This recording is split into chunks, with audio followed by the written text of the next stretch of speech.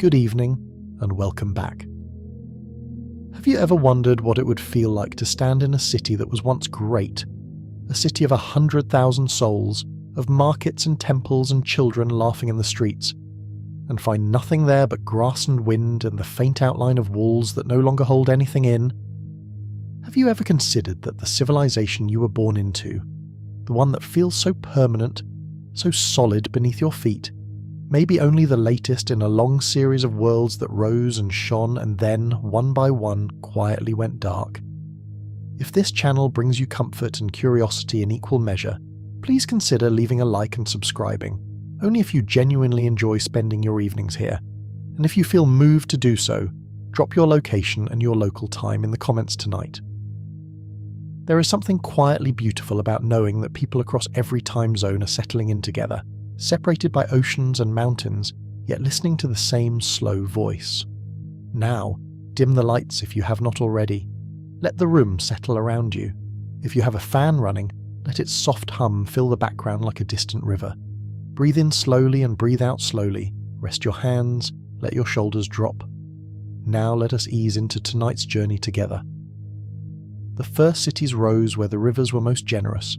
To understand how extraordinary this was, how genuinely without precedent, you have to set aside for a moment everything you know about cities, about architecture, about organized societies.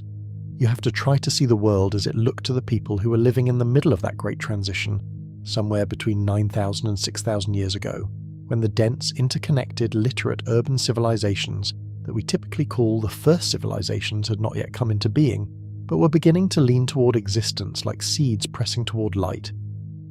In the upland regions of the Fertile Crescent, in the hills and valleys of what is now Turkey, Syria, northern Iraq and northern Iran, people had been living in small settled villages for several thousand years by the time the great river plain civilizations began to coalesce.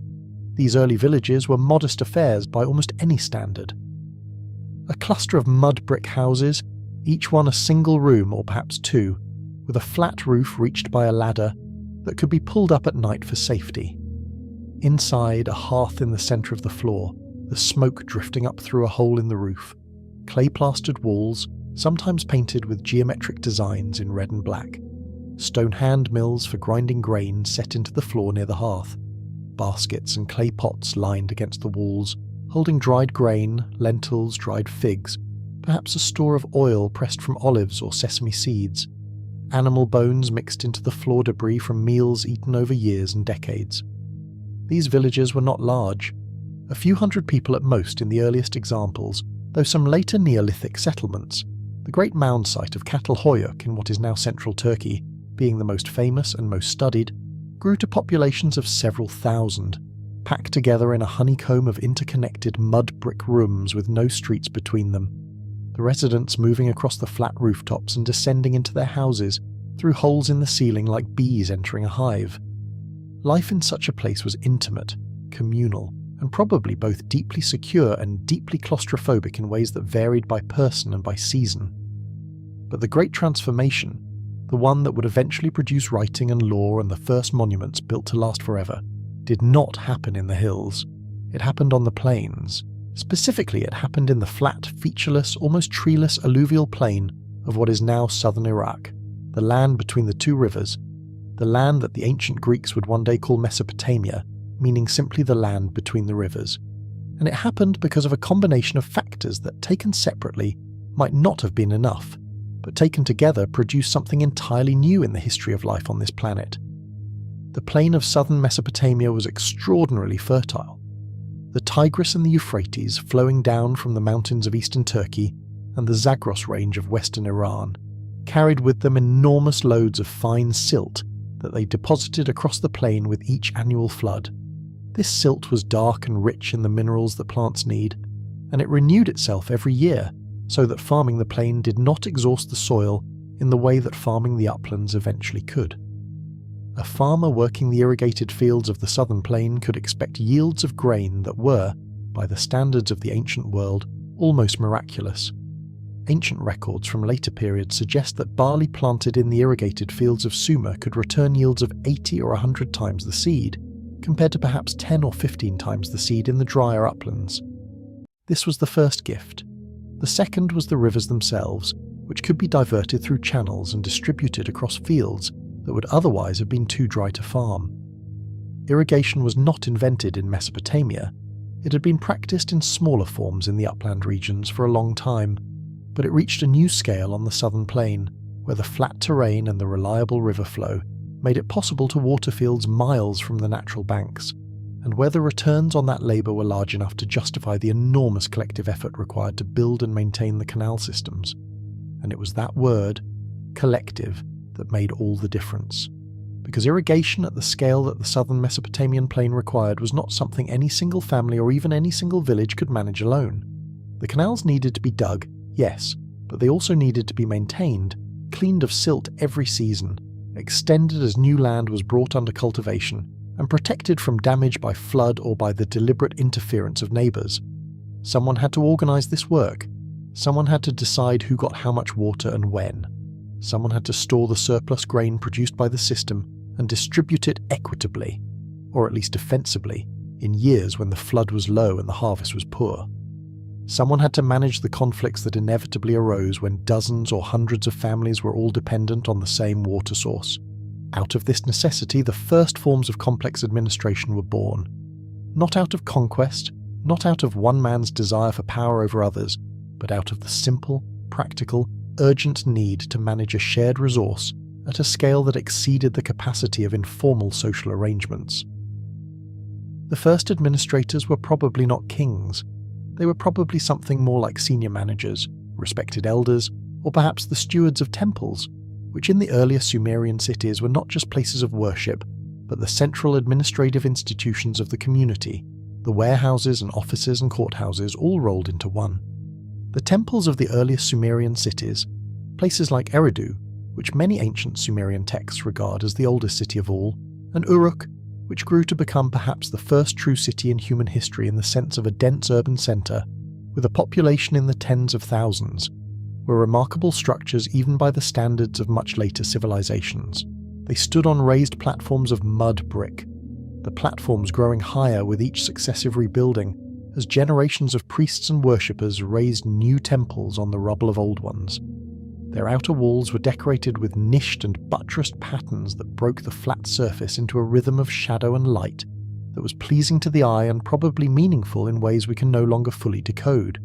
Their inner sanctuaries were plastered and painted, housing cult statues of the gods to whom they were dedicated, fed daily with offerings of grain and beer and oil and roasted meat by priests whose job it was to care for the divine resident, as one might care for a very important and somewhat demanding houseguest.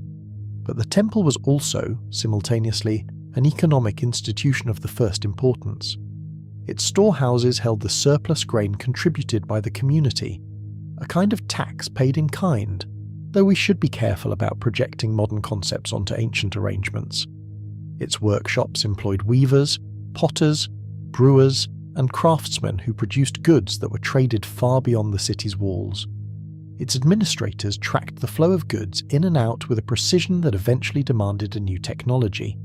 Because the human memory, however impressive, has limits, and when you are tracking the contributions and entitlements of thousands of people over years and decades, you need a more reliable recording system than memory alone. It is here, in the administrative offices of the Sumerian temples sometime around 5,000 years ago, that one of the most consequential inventions in human history made its quiet and entirely practical first appearance: writing. The earliest writing was not poetry. It was not prayer or philosophy or the words of kings. It was accounting. Clay tablets no larger than the palm of your hand, pressed with a reed stylus to record quantities of grain received, quantities of grain distributed, numbers of animals, numbers of workers, numbers of days of labour owed and rendered. The script that these early accountants used was pictographic at first. A picture of a head meant a person, a picture of an ear of grain meant barley, a picture of a bowl meant a ration, but it evolved with remarkable speed into something more abstract and more flexible. A system of wedge-shaped marks pressed into wet clay that we call cuneiform, from the Latin word for wedge. Cuneiform was not easy to learn.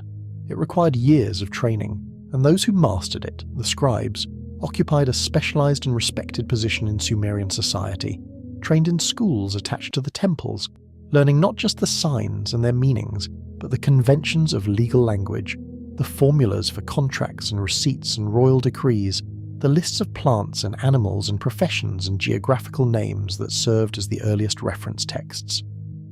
A trained scribe of ancient Sumer could manage not just accounting but correspondence, legal documents, astronomical observations, literary compositions, and the recording of mythological traditions that had previously been carried only in oral memory. Writing changed everything.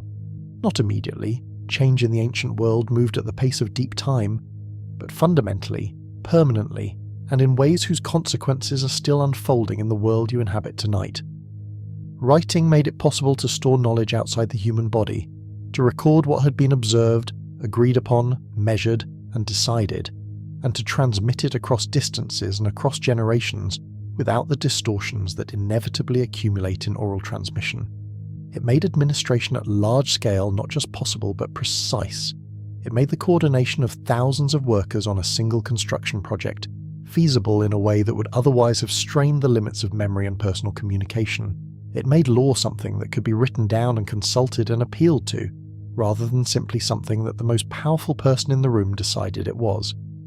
And it made history possible, because with writing, the past could be preserved. Not perfectly, not without the biases and omissions and political agendas of the scribes who recorded it, but in a form that could survive the death of the last person who remembered it. The clay tablets of Sumer, fired accidentally or deliberately to hardness, have survived 5,000 years in the soil of Iraq, survived the fall of every civilization that rose after them, survived the wars and the floods and the long silence of the intervening millennia, and lie today in museums and university collections where scholars continue to read them, slowly translating the wedge marks back into the words of people who have been dead for 50 centuries.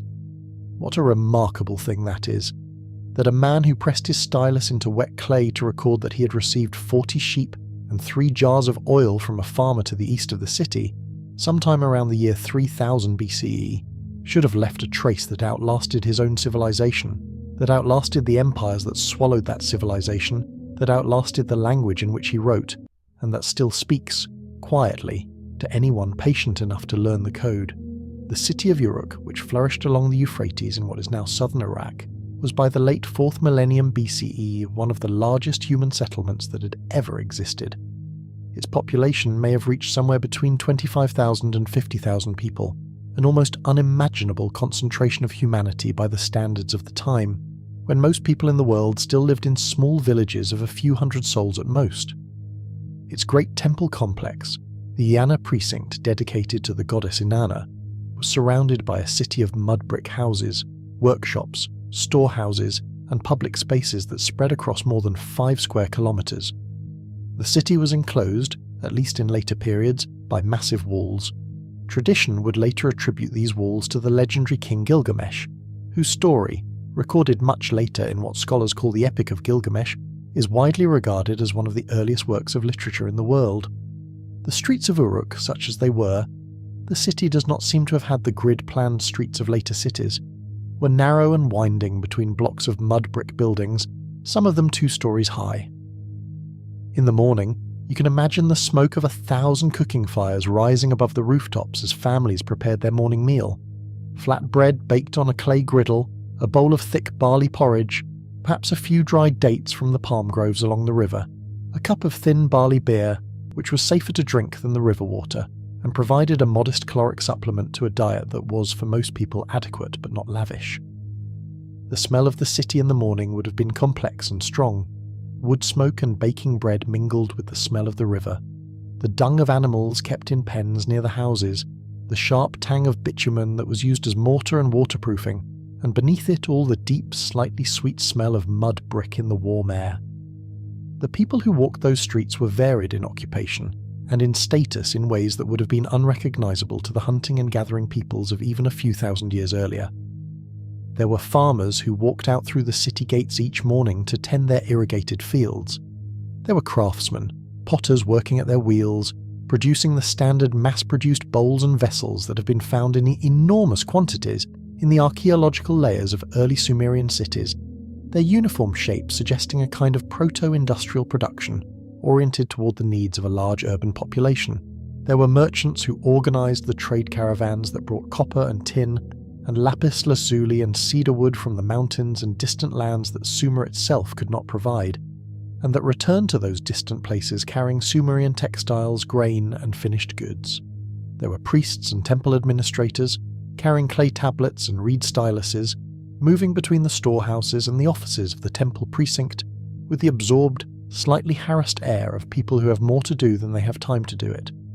And there were, certainly, the poor and the dispossessed, people who had fallen through the cracks of the new urban economy, who worked as day labourers or begged at temple gates, whose names no tablet recorded because they had nothing to give and nothing to receive.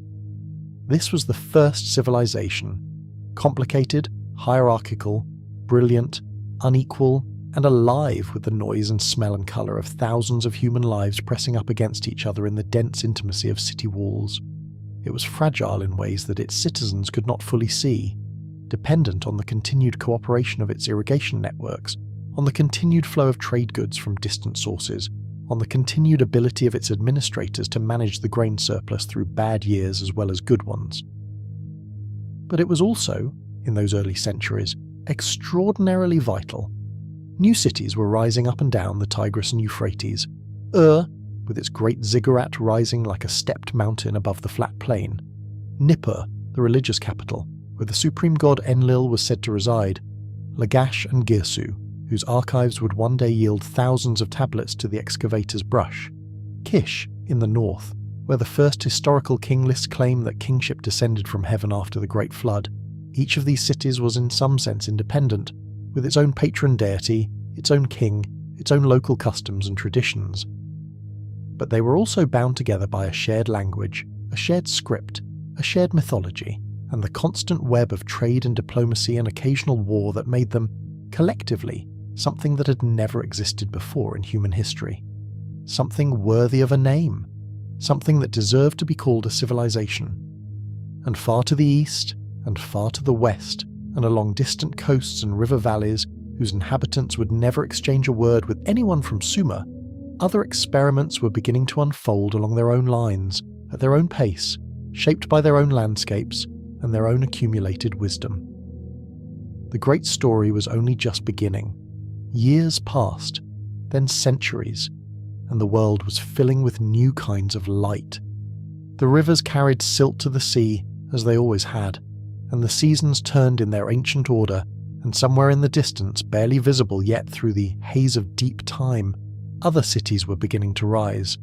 The world, in those middle centuries of the third millennium before the Common Era, was far larger and far more interconnected than most people today tend to imagine when they picture the ancient past. There is a temptation, when thinking about early civilizations, to see them as isolated experiments, separate sparks of human ingenuity burning in their own corners of the world, unaware of each other, developing independently along parallel lines that never quite touched. The reality was considerably more complex and considerably more interesting. By the time the great cities of Sumer were reaching their first peak of complexity and population, a web of trade routes and cultural exchange already stretched across thousands of miles of land and sea, connecting communities whose languages were mutually unintelligible and whose gods bore entirely different names, but who nonetheless recognized in each other something familiar: the desire for goods they could not produce themselves, the willingness to travel long distances to acquire them, and the capacity to negotiate the terms of exchange across barriers of language and custom that would have seemed, to a later and more nationalistic age, utterly insurmountable. Copper was one of the great connectors of the ancient world. It was not found everywhere, and where it was rarely found together with the tin needed to make bronze, the alloy that would give an entire age its name. The mountains of what is now Afghanistan held deposits of lapis lazuli, that deep blue stone whose colour was associated in the ancient Near East with the sky and with the divine, and which appears in the treasuries and temple offerings of Sumer in quantities that speak of organised long-distance trade. The forests of what is now Lebanon held the great cedars, whose timber was essential for construction in the treeless plains of Mesopotamia and Egypt alike. The sea routes of the Persian Gulf connected the cities of southern Mesopotamia to the coasts of what is now Oman and the Indian subcontinent, carrying copper and carnelian and cotton cloth in one direction, and finished textiles and grain and bitumen in the other. It is worth pausing for a moment to appreciate what this trade meant in human terms.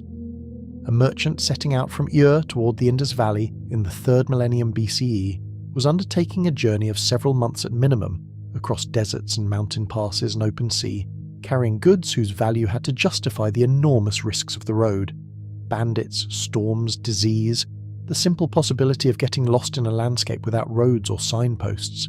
He travelled with companions because no one travelled alone if they could help it, and with animals, donkeys for the overland portions, boats for the river and sea passages.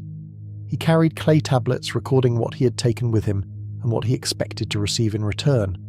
Tablets that were sometimes sealed in clay envelopes with the impression of a cylinder seal that served as a kind of personal signature, a mark of identity that said, "This document was authorized by this person, and its contents are guaranteed by his reputation and his assets." The world these merchants moved through was not empty space between cities.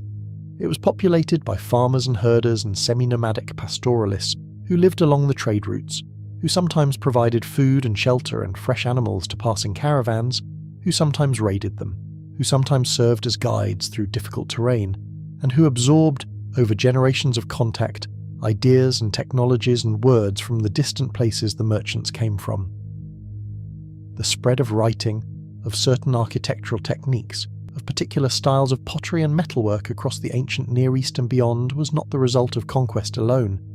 It was the result of this constant low-level person-to-person exchange that left almost no record in any archive, but whose effects are visible in the archaeological layers of site after site across thousands of miles.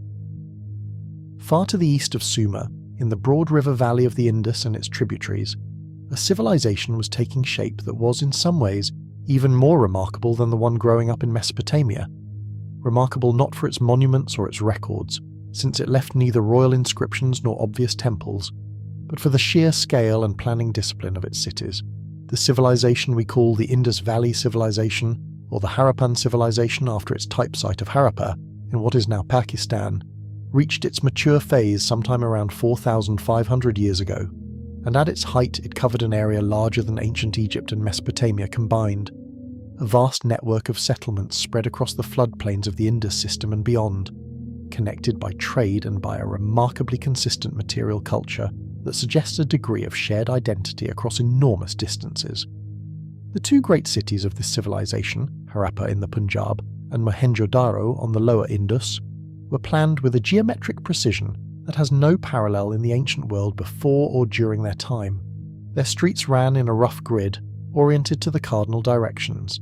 Their houses were built of standardized fired brick, a size of brick that was consistent not just within a single city, but across the entire civilization, suggesting either a centralized authority capable of enforcing standards across hundreds of miles, or a shared tradition so deeply embedded in the culture of builders and craftsmen that it required no enforcement. The houses had internal courtyards, flat roofs, and, most remarkably, private bathrooms connected to a citywide drainage system of covered brick channels that carried wastewater away from the residential areas and out beyond the city walls. This was, by any measure, the most sophisticated urban sanitation system in the ancient world, not to be equalled in Europe until the Roman period 2,000 years later. The people who lived in these cities left behind a rich material culture. Thousands of small carved stone seals bearing images of animals, particularly a distinctive humped bull, and a figure seated in what some scholars have interpreted as a meditative posture, along with a script that has not yet been deciphered. The failure to read the Indus script is one of the most tantalizing unsolved problems in archaeology, because it means that we cannot hear these people speak in their own words. We know them only through their objects, their pottery, their weights and measures, their jewellery of gold and carnelian and lapis lazuli, their small terracotta figurines of women and animals and carts pulled by oxen, their carefully made toys including what appear to be wheeled vehicles and small whistles shaped like birds. What we can say is that the Indus civilization was prosperous, orderly, and deeply connected to the world around it. Indus seals and weights have been found in Mesopotamian cities, and Mesopotamian goods have been found in Indus sites, confirming the long-distance trade connections that the written records of Sumer mention when they refer to a distant land called Meluha, which most scholars believe was the Indus Valley. The two civilizations knew each other, traded with each other, and were part of the same broad world of Bronze Age exchange, even though they were separated by more than 2,000 miles of land and sea. To the west, along the banks of the Nile, the civilization of ancient Egypt was developing along lines so different from those of Mesopotamia that the contrast itself is instructive. Where Mesopotamia was a landscape of competing city-states, Egypt was unified, or at least striving toward unification. From a very early period, the entire length of the Nile Valley from the first cataract in the south to the delta in the north, brought under the authority of a single ruler, the pharaoh, who was not merely a king but a god, the living embodiment of the divine order that held chaos at bay and kept the Nile flooding on schedule. The Nile was the key to everything. It flowed through a landscape that was, on either side of its narrow green ribbon, absolute desert, the eastern desert and the western desert, vast expanses of rock and sand that were almost entirely without water, and therefore almost entirely without life. This meant that Egyptian civilization was, in a very literal sense, the river. Everything happened within a few miles of the water. The fields were in the narrow strip of black soil deposited by the annual flood. The villages and cities were built on slightly higher ground just above the floodline. The roads were the river itself flowing north, with the prevailing wind blowing south so that boats could sail upstream and drift downstream with equal ease, making the Nile the most efficient transportation corridor in the ancient world. The regularity of the Nile flood, arriving each year in late summer, depositing its silt, retreating by autumn to leave behind fields ready for planting, gave Egyptian civilization a quality of stability and continuity that Mesopotamia, with its less predictable and often destructive river floods, could never quite achieve.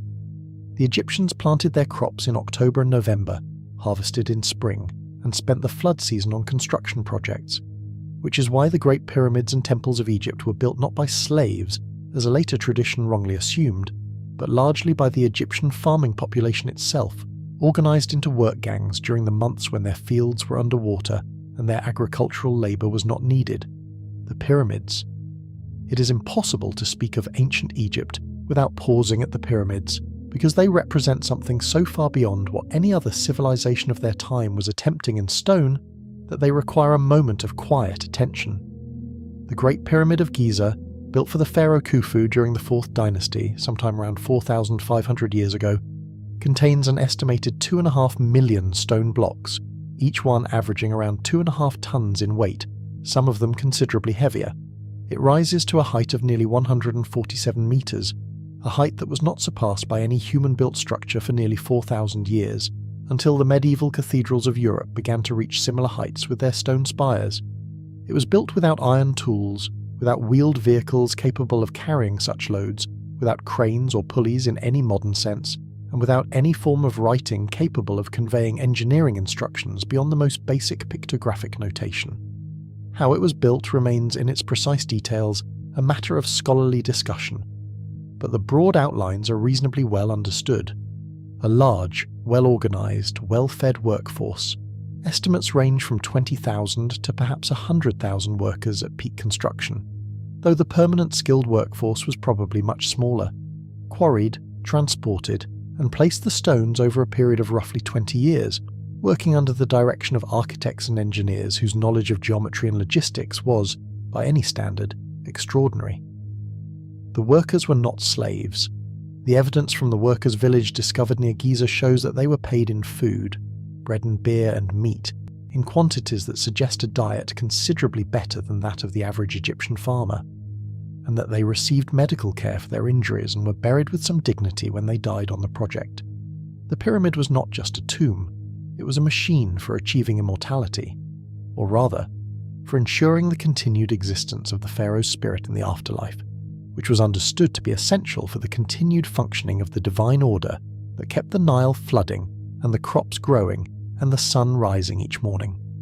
The welfare of every Egyptian, from the highest official to the humblest farmer, was understood to depend on the successful preservation of the pharaoh's spirit, and the pyramid was the technology by which that preservation was attempted.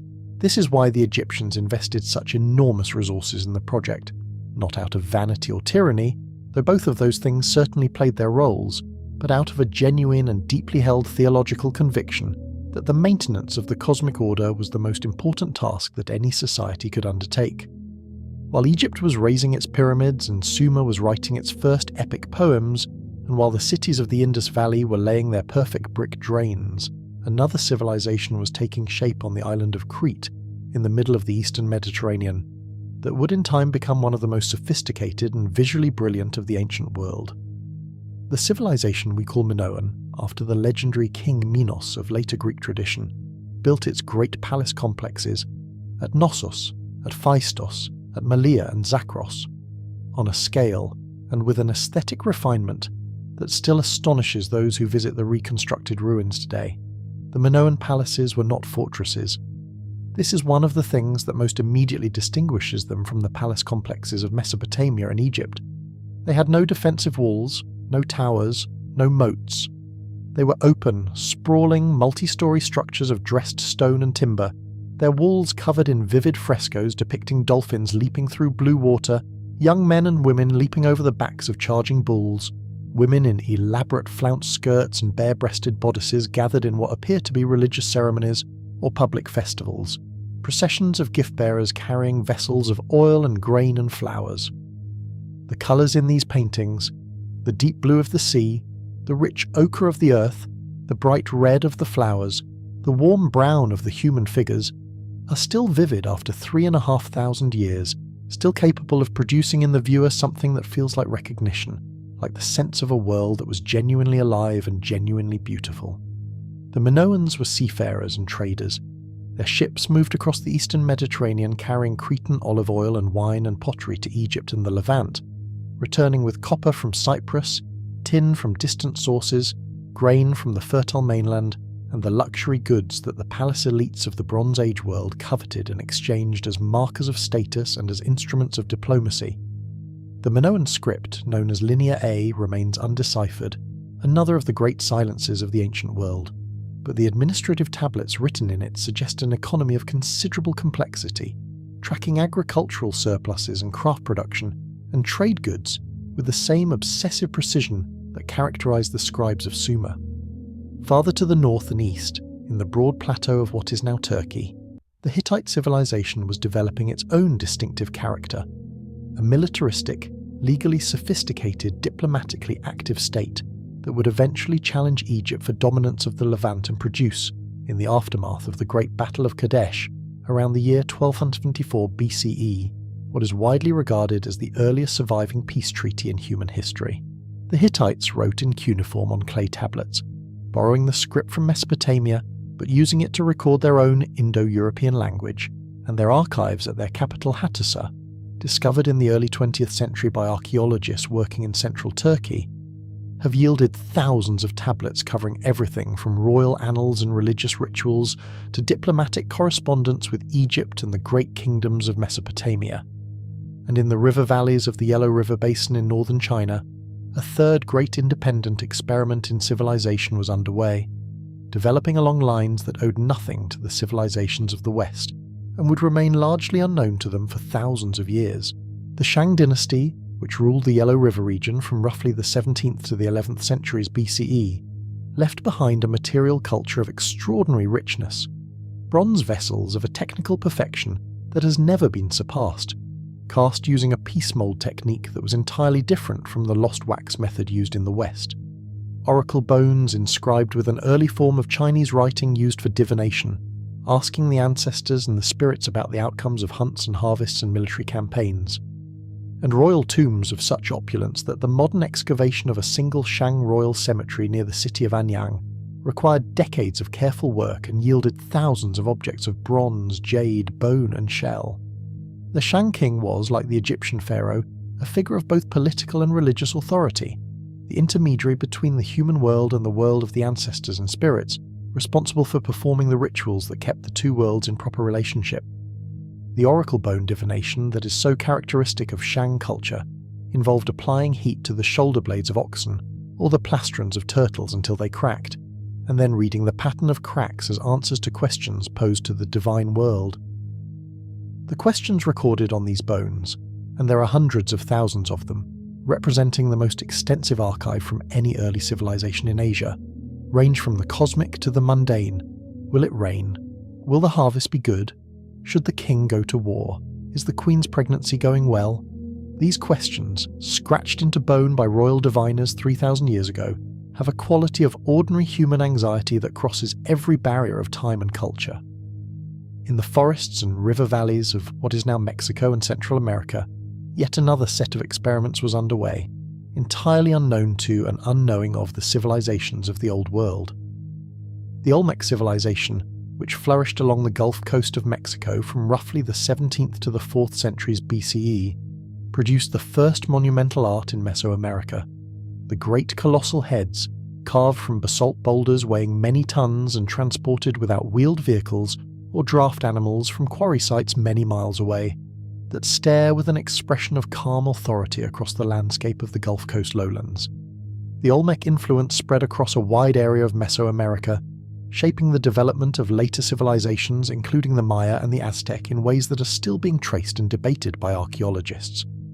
This then was the Bronze Age world at its height, a world of multiple, simultaneous, partially interconnected civilizations spread across the breadth of the inhabited Earth, each one a unique experiment in the problem of how large numbers of human beings could live together and organize their collective life. They shared, across the enormous distances that separated them, certain broad similarities: the central importance of agriculture, the organization of surplus production by some form of administrative authority, the presence of specialist craftsmen, merchants, priests and soldiers, the construction of monumental public buildings that expressed the power and the cosmological claims of the ruling elite, and the use, in most cases, of some form of writing or recording system to manage the flow of information that a complex society generates. But they were also profoundly different from each other in their specific forms, their specific beliefs, their specific social arrangements, and their specific relationships with the particular landscapes they inhabited. The Egyptian farmer who woke each morning to the sight of the Nile and the desert beyond it, who measured his year by the flood and his life by the reigns of pharaohs who were gods, lived in a mental and spiritual world that had almost nothing in common with the Shang diviner in northern China pressing a hot rod to a turtle shell and listening for the voice of his ancestors in the pattern of the cracks. And yet both of them were doing something recognizably similar at the deepest level, trying to make sense of a world that was larger and more powerful than any individual, trying to find a way to live in it with some security and some dignity, trying to pass on to their children something better than what they had inherited. That impulse, so human, so persistent, so apparently indestructible, was the thread that ran through all of these civilizations, connecting them to each other and to us. But the Bronze Age world, for all its brilliance and its complexity, was also a world of fragility. Its trade networks were long and vulnerable.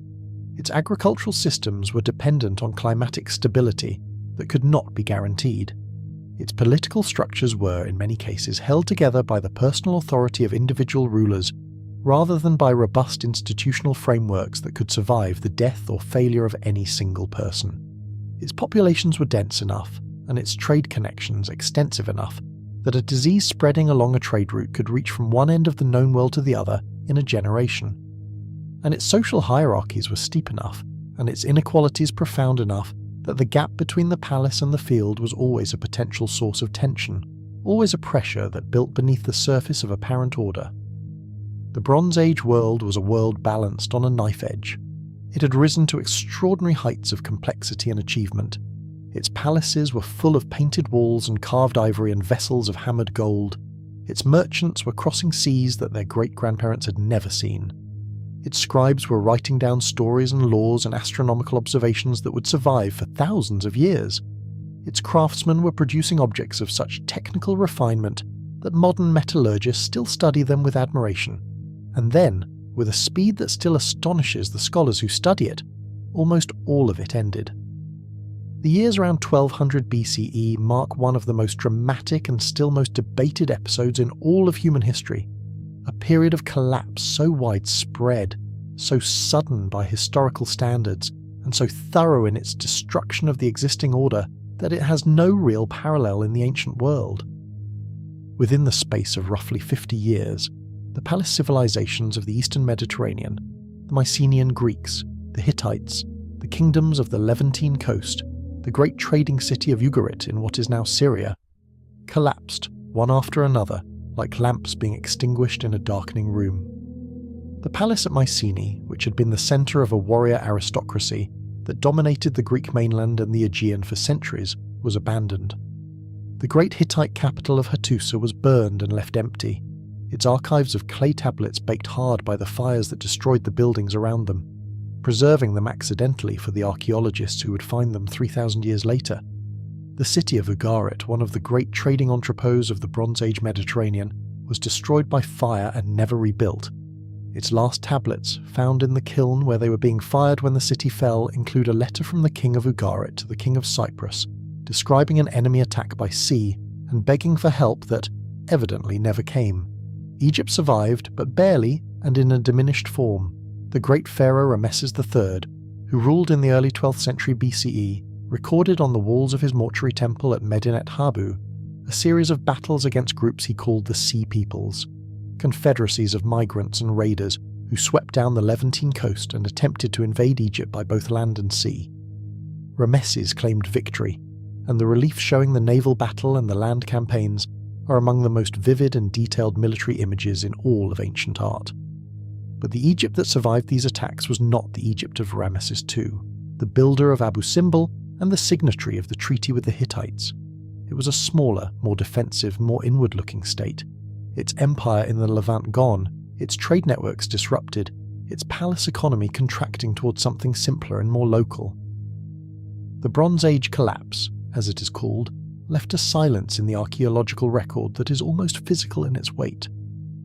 The Linear B tablets of the Mycenaean Greeks, which recorded palace accounts in a script that was a distant adaptation of the Minoan Linear A, simply stop. The palace complexes of the Greek mainland are abandoned or destroyed. The trade goods that had been flowing freely across the eastern Mediterranean for centuries disappear from the archaeological record. The population of the Greek mainland, as best as it can be estimated from the archaeological evidence, fell dramatically. Some estimates suggest a decline of 75 to 90% in some regions over the course of the 12th and 11th centuries BCE. The survivors lived in smaller, simpler settlements, without writing, without monumental architecture, without the complex administrative systems that had characterized the palace economy. What caused this catastrophe? This is one of the great questions of ancient history, and the honest answer is that we do not fully know. The scholarly debate has been lively and productive, and a number of contributing factors have been identified with varying degrees of confidence. The Sea Peoples, whoever they were and their identity remains disputed, clearly played a role in the destruction of coastal cities and the disruption of trade routes.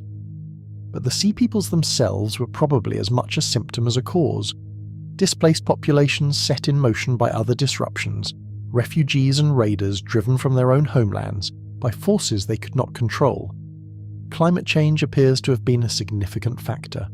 Paleoclimatic evidence from multiple sources, pollen cores, isotope analysis of cave formations, the study of ancient lake sediments, suggest that the eastern Mediterranean experienced a prolonged drought beginning around 1200 BCE, a drought severe enough to have caused widespread crop failures and the collapse of the agricultural surpluses on which the palace economies depended. A letter found at Ugarit, written in the years just before the city's destruction, includes a desperate appeal for grain shipments, describing famine conditions that had struck the region. The Hittite king wrote to the pharaoh of Egypt asking for emergency grain shipments. The system was under stress from the land itself. Earthquakes struck several major cities of the Aegean region during this period. Internal social tensions, the resentment of the farming and labouring populations toward the palace elites who extracted their surplus, may have made the existing political structures brittle and unable to absorb the shocks that a more resilient system might have survived. The disruption of the trade networks on which the palace economies depended for the metals and other materials they needed to function may have created cascading failures. A palace that could not get copper and tin could not make bronze, and without bronze it could not equip its soldiers, and without soldiers it could not maintain the order on which its agricultural system depended, and without agricultural order the grain surplus failed, and without the grain surplus the palace could not feed the craftsmen and soldiers and administrators who kept it running. The Bronze Age palace economies were, in this sense, systems of extraordinary complexity and extraordinary fragility, each part dependent on every other part, each link in the chain essential to the functioning of the whole. When enough links broke at once, the whole system could not hold, and it did not hold. The darkness that followed was not absolute. People continued to live, to farm, to raise their children and bury their dead and tell their stories. The knowledge that had been accumulated over millennia did not entirely disappear. Some of it was preserved in oral tradition. Some of it survived in the practices of craftsmen who continued to work in bronze and pottery, and weaving even without palace patrons to commission their work. The Phoenicians of the Levantine coast, the cities of Tyre and Sidon and Byblos, survived the collapse in better shape than most, perhaps because their maritime flexibility allowed them to adapt to the disruption of old trade networks by finding new ones. They would go on to become the great traders and colonizers of the early first millennium BCE, spreading their alphabet, a revolutionary simplification of the old consonantal scripts, across the Mediterranean world and providing the foundation from which the Greek and Latin alphabets, and ultimately all the alphabets of the Western world, would descend. But for a generation, and then for several generations, the world was quieter and simpler than it had been. The great palaces were gone. The scribes were gone. The long-distance trade in luxury goods was reduced to a trickle. The population had fallen. The cities had shrunk or been abandoned. The elaborate ceremonial life of the Bronze Age courts, the feasts and processions and gift exchanges that had bound the palace elites of Egypt and the Aegean and the Levant into a single interconnected world of prestige and power, had ceased. It was, in a very real sense, the end of a world. Not the end of humanity. Humanity endured, as it always has. But the end of a particular form of human organization, a particular level of complexity and interconnection that had taken thousands of years to build. And in that ending, something was already beginning. In the ruins of the old world, the seeds of the next were already pressing toward the light. A generation passed, then 2, then 5. And the world began, slowly and tentatively and with many false starts, to fill again with the sounds of building. The silence that followed the Bronze Age collapse was not total, and it was not permanent, but it lasted long enough to reshape the world in ways that no one living through it could have anticipated or designed. Those who survived the catastrophe inherited a landscape that was, in certain respects, emptier and more open than it had been for centuries. Emptier of the old palace authorities and their demands, emptier of the scribes and their tablets and their record-keeping, emptier of the elaborate hierarchies that had told each person exactly where they stood and what they owed and what they could expect in return. This emptiness was terrifying for those who had depended on the old systems, but it also contained, for those with the flexibility and the courage to use it, a kind of freedom. The collapse of the palace economies meant that the land and its resources were no longer monopolized by a small elite with the administrative machinery to enforce its claims. Small communities could farm and trade and organize themselves according to their own needs and customs, without the constant upward pressure of palace taxation draining away the surplus that in better times had allowed them a modest degree of security. The disruption of the old trade networks was painful, but it also opened space for new networks to form along new routes, serving new needs, organized by new kinds of merchants operating outside the old palace structures. It was in this space, this breathing room created by catastrophe, that the civilizations of the classical world began to take their first tentative shape. In the hills and valleys of Greece, the descendants of the Mycenaean palace culture lived through what scholars call the Greek Dark Ages, a period of roughly 3 centuries, from about 1100 to 800 BCE, during which population was low, settlements were small, writing had been lost, and the elaborate material culture of the Bronze Age had given way to something simpler and more local. Iron gradually replaced bronze as the primary metal for tools and weapons, not because iron was inherently superior. In fact, early iron was in many respects inferior to well-made bronze, but because iron ore was far more widely available than the copper and tin that bronze required, and in a world where the long-distance trade networks that had supplied those metals had collapsed, the ability to smelt a serviceable metal from locally available ore was of enormous practical importance. The transition to iron was slow and uneven, but by the early first millennium BCE it was well advanced across most of the Mediterranean world, and the Iron Age had begun. In those dark centuries in Greece, something was also happening in the realm of story and memory that would turn out to matter enormously.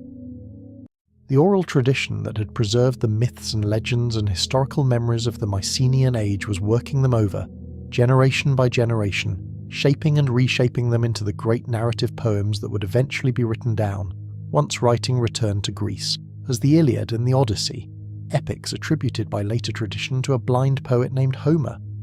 Though modern scholars debate whether these poems were the work of a single author, or the crystallization of a long oral tradition by one or more gifted poets working in the 8th century BCE.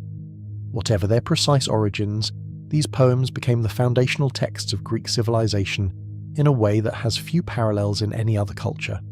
They were not just stories, they were the repository of values, of what it meant to be a warrior, a king, a friend, a husband, a stranger far from home. They were a meditation on the relationship between human beings and the gods, on the nature of fate and choice, on the price of glory and the consolation of memory. Every educated Greek knew them. They were recited at festivals, studied in schools, quoted in speeches and philosophical arguments and legal proceedings.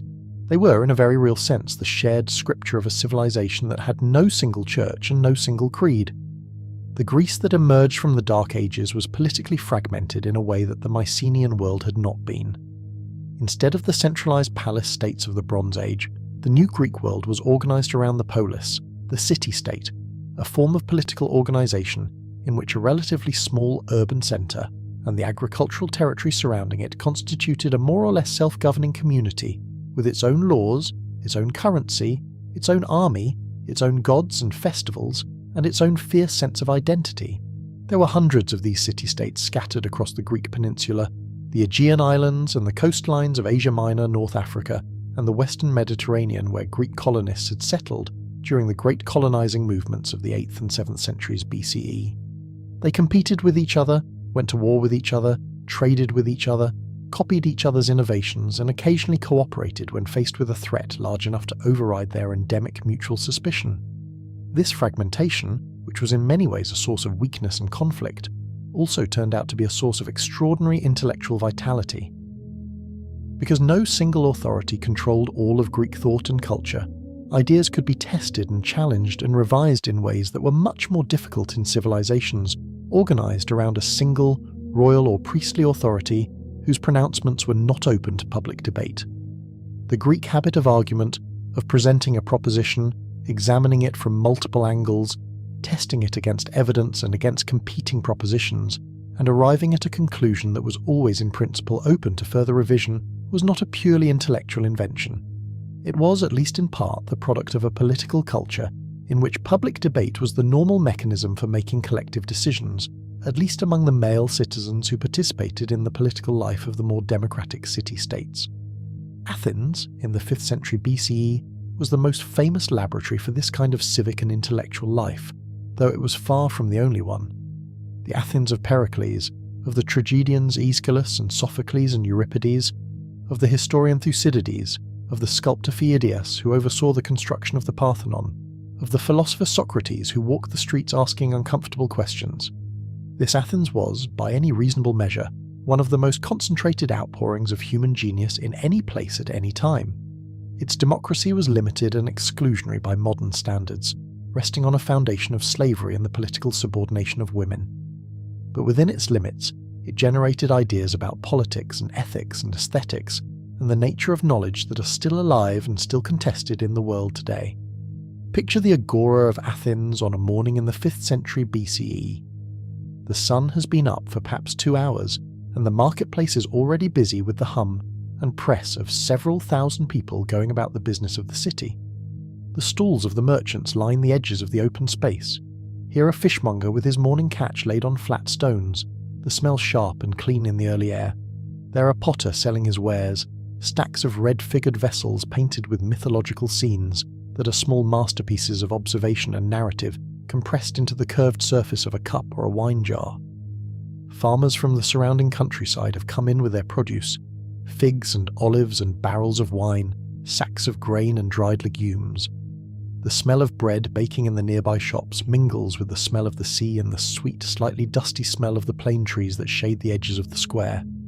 Among the people moving through this space, the merchants and the farmers and the slaves running errands for their masters, the young men who have nothing better to do than argue about philosophy, the older men carrying their sticks and stopping to talk. There was in those years a stocky, ugly, famously underdressed man who could be found most days asking questions that his fellow citizens found alternately fascinating and deeply irritating. Socrates of Athens wrote nothing. Everything we know of him comes from the writings of his students, principally Plato, whose dialogues present a version of Socrates that is so vivid and so consistent that it has the feeling of a genuine portrait, even if the specific arguments are almost certainly shaped by Plato's own philosophical agenda. What Socrates did day after day in the agora and at the dinner parties of the wealthy, and in the gymnasium and wherever else he could find an audience, was ask questions. Not rhetorical questions designed to demonstrate his own knowledge, but genuine questions, or at least questions that appeared genuine, about the things that people assumed they understood but, under examination, turned out not to understand at all. What is justice? What is courage? What is piety? What is beauty? What do we actually mean when we use these words, and can we be sure we mean anything coherent at all? The questions proved dangerous. In 399 BCE, Socrates was tried on charges of impiety and corrupting the youth of Athens, found guilty by a jury of his fellow citizens, and condemned to death by drinking hemlock.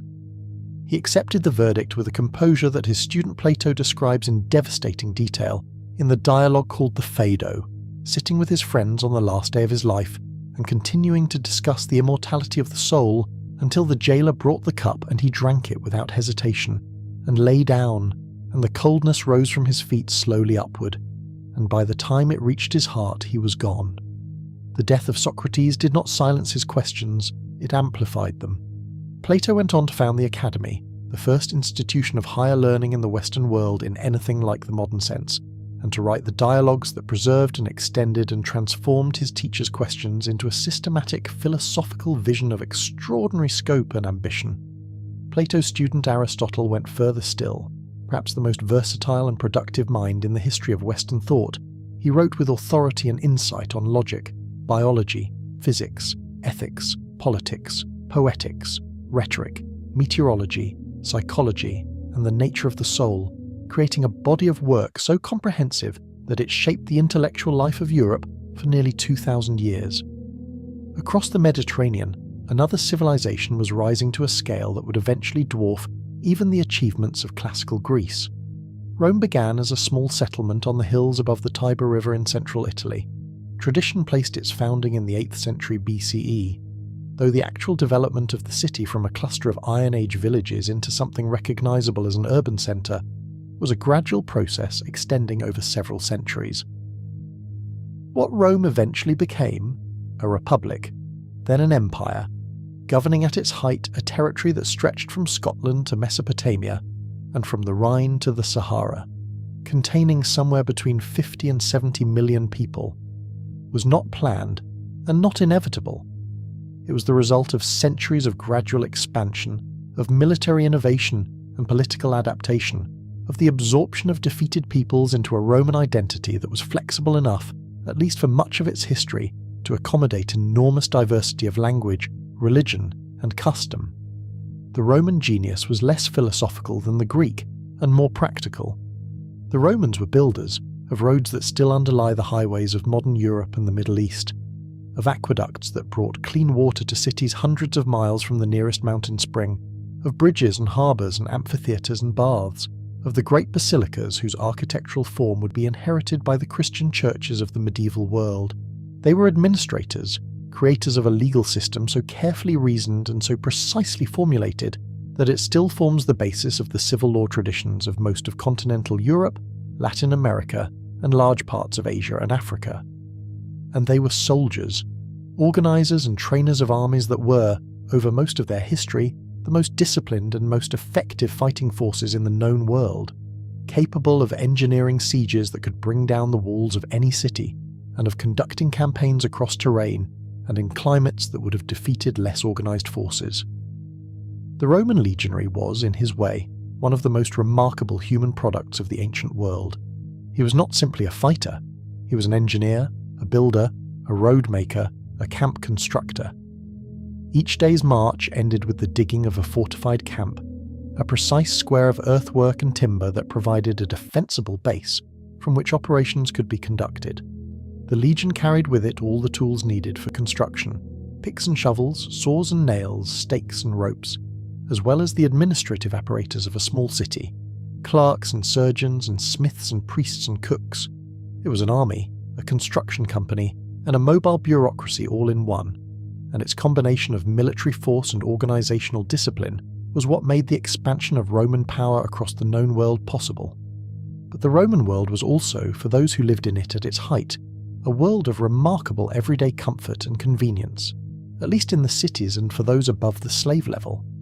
The city of Rome at the height of the empire held perhaps 1 million people, fed by grain imported from Egypt and North Africa, supplied with fresh water by 11 major aqueducts carrying millions of gallons per day from springs and rivers many miles distant, entertained by the Circus Maximus where chariot races drew crowds of 200,000, and by the Colosseum where gladiatorial games and animal hunts provided spectacle of a kind that was simultaneously magnificent and appalling. The city's public baths, the great thermae of Caracalla and Diocletian, were not merely places to wash but social centres of the first importance, where men of all classes could spend hours in hot and cold and warm pools, in steam rooms, in exercise courts, in libraries and gardens, meeting and talking and doing business and arguing about politics in the comfortable informality that the bathhouse uniquely permitted. Beyond Greece and Rome, the first millennium BCE saw the rise of other great civilizations that were equally remarkable in their own terms. The Persian Empire of the Achaemenid dynasty, founded by Cyrus the Great in the 6th century BCE, created the largest political entity the world had yet seen, a state stretching from the Aegean coast of Turkey to the borders of India, governing a population of perhaps 50 million people, of dozens of different ethnic and linguistic groups through an administrative system of satrapies, provinces, governed by royal officials but allowed considerable local autonomy in matters of religion and custom. Cyrus was famous even in antiquity for his relatively tolerant approach to the peoples he conquered. His release of the Jewish exiles from their Babylonian captivity and his support for the rebuilding of the temple in Jerusalem made him a figure of admiration in the Hebrew Bible, one of the very few foreign kings treated with genuine respect in that text. The Persian court at Persepolis was one of the wonders of the ancient world, a great ceremonial platform of carved stone on which stood columned halls of extraordinary elegance, their doorways flanked by carved figures of winged bulls, and their walls lined with processions of subject peoples bringing tribute from every corner of the empire, each group depicted in their own distinctive clothing and bearing their own characteristic gifts. The image it projected was one of universal sovereignty, a king of kings receiving the world's homage, but also of a kind of ordered diversity, each people recognized in their particularity, each contributing their own portion to the great whole. In the Ganges plain of northern India, the Mauryan Empire of the 3rd century BCE created another experiment in large-scale political organization, reaching its greatest extent and its greatest moral ambition under the Emperor Ashoka, who after a particularly bloody military campaign underwent a transformation that he described in a series of rock and pillar edicts, the earliest substantial written documents in Indian history, as a conversion to the principles of Dhamma, a concept drawn from Buddhist teaching that emphasized non-violence, compassion, respect for all living beings, and the duty of rulers to work for the welfare of their subjects, rather than simply for their own aggrandizement. Ashoka built hospitals, dug wells, planted shade trees along roads, sent missionaries to spread Buddhist teaching across Asia and as far as the Hellenistic kingdoms of the Mediterranean world, and tried, imperfectly and incompletely but with evident sincerity, to govern a vast and diverse empire according to principles of genuine ethical concern. In China, the Warring States period of the 5th through 3rd centuries BCE, a time of intense military competition and political fragmentation, produced one of the most extraordinary intellectual flowerings in human history, a period that later Chinese tradition would call the 100 Schools of Thought, in which philosophers, strategists, administrators, and ethical teachers of almost every conceivable persuasion competed for the attention of rulers who needed good advice on how to govern effectively. Confucius, whose ideas about the proper ordering of human relationships, the importance of ritual and moral cultivation, and the responsibilities of those in authority toward those they governed, would shape Chinese civilization for more than 2,000 years, lived and taught during this period. So did Laozi, the semi-legendary founder of Taoist thought, with its emphasis on the importance of naturalness and non-striving, and the deep wisdom of yielding rather than forcing. So did the legalist thinkers, who argued that good government required not moral exhortation, but clear laws strictly enforced, an approach that the first Qin emperor would eventually use to unify China under a single imperial authority in 221 BCE. The Han dynasty that followed the Qin, lasting from 206 BCE to 220 CE, created a Chinese imperial system that became, in important respects, the template for Chinese governance for the next 2,000 years.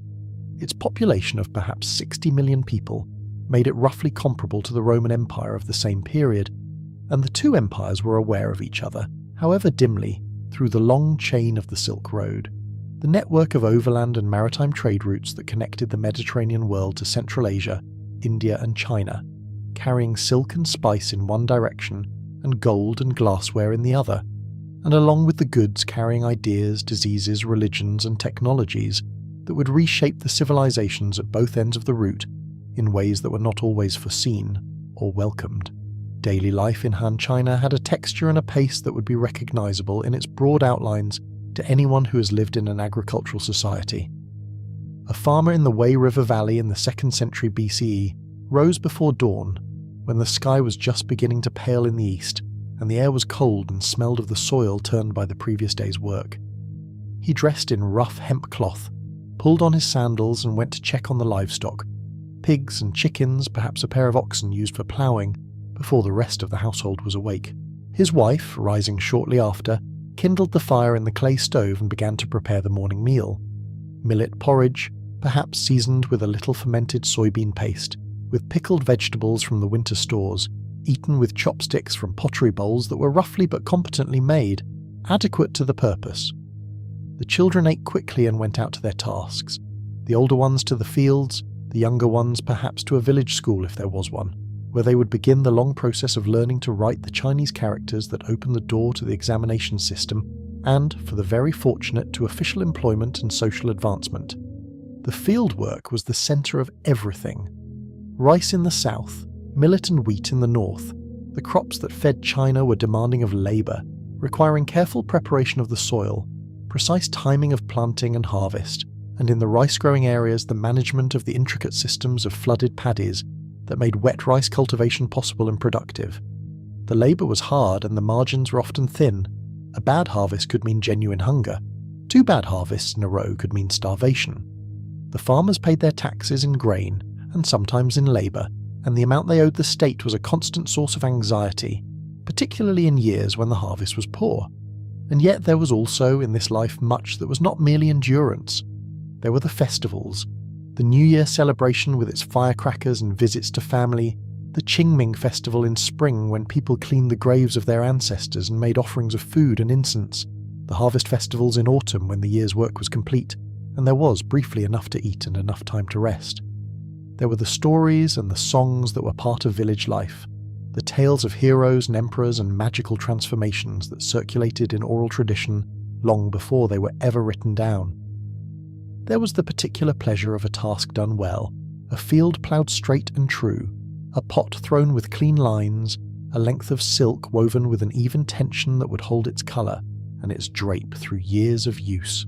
These were the textures of life at the height of the classical world's great civilizations, life that was hard by modern standards, uncertain in ways that most people today are fortunate not to experience, and yet rich in its own terms, embedded in communities and traditions and seasonal rhythms that provided a framework of meaning and belonging that is perhaps harder to find in the more mobile and individualistic world of the present. The classical civilizations, Greece, Rome, Persia, the Mauryan and Gupta empires of India, the Han dynasty of China, represented in the broad sweep of human history a second great flowering of complexity and achievement, built on the ruins of the Bronze Age world that had preceded them, incorporating much of what that world had learned and adding to it enormously in the realms of philosophy, science, law, literature, and political organization.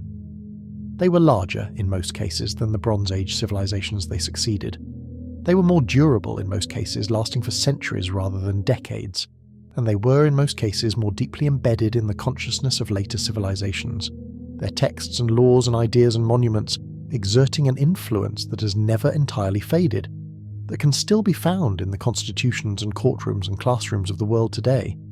But they were also, like all things made by human beings, subject to the pressures of time and change and the inevitable accumulation of problems that no institution, however ingenious, can indefinitely manage. Beneath the brilliant surfaces of the classical world, beneath the painted porticos of Athens and the marble forums of Rome, and the columned halls of Persepolis and the walled gardens of the Han imperial court, pressures were building that would, in time, prove insurmountable. The seasons continued their turning, the rivers continued their flowing, and the same forces that had brought down the Bronze Age world were already, quietly and patiently, beginning their work on the classical world that had risen from its ashes. A generation passed, then a century, then several centuries, and the signs, for those who knew how to read them, were beginning to appear. The world was changing again, in the slow, deep way that worlds change, not with the sudden drama of a battle or a palace fire, but with the gradual accumulating weight of drought and disease and inequality, and the slow exhaustion of the margins on which great civilizations depend. The long afternoon of the classical world was drawing toward its close, though no one living in the middle of it could have known that with any certainty. And the shadows, as they always do, were lengthening from the east. The pressures that would eventually bring down the classical world did not arrive suddenly or without warning. They built over centuries, layer by layer, the way sediment builds at the bottom of a river, each year adding only a thin deposit, imperceptible in itself, but accumulating over time into a thickness that could eventually redirect the current of everything above it.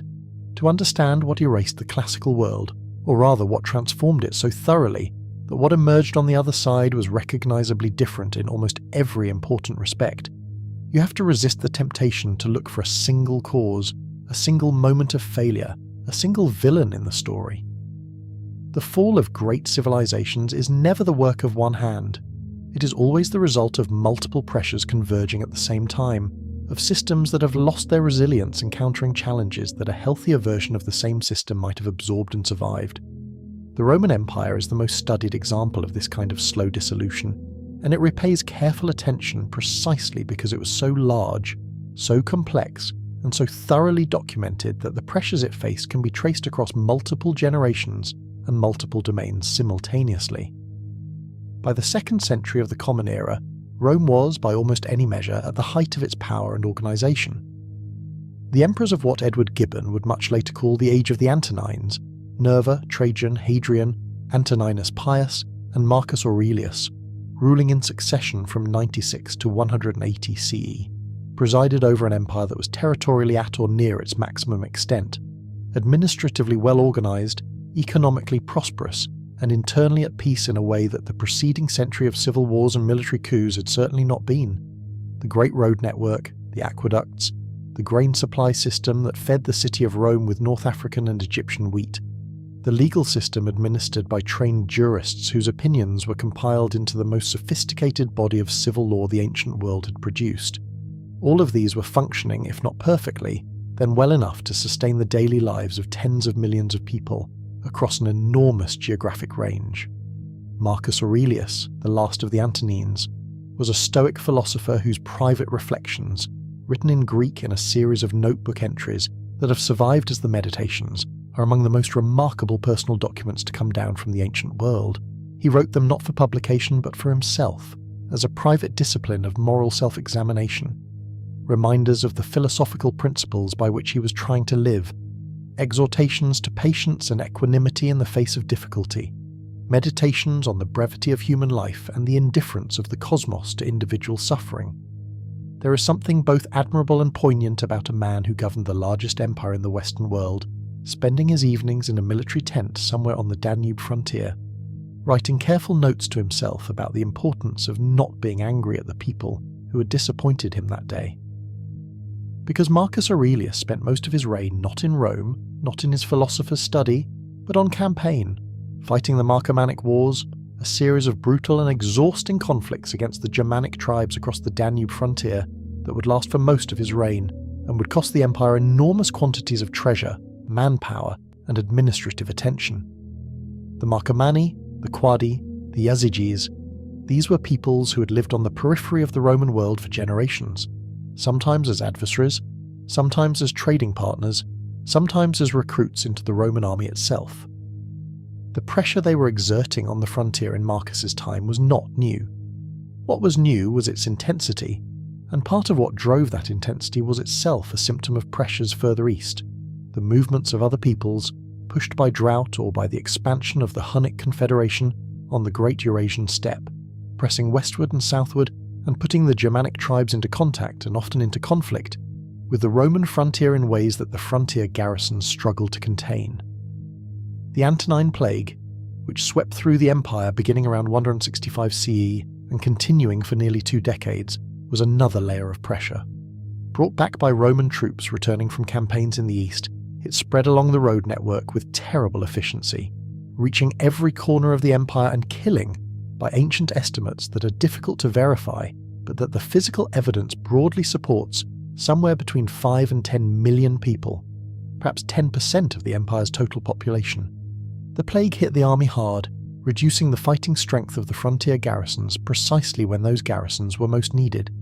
It reduced the agricultural workforce, causing food prices to rise and tax revenues to fall, and it contributed to the psychological climate of anxiety and disruption that over the following century would undermine the confidence in the established order that any stable political system requires.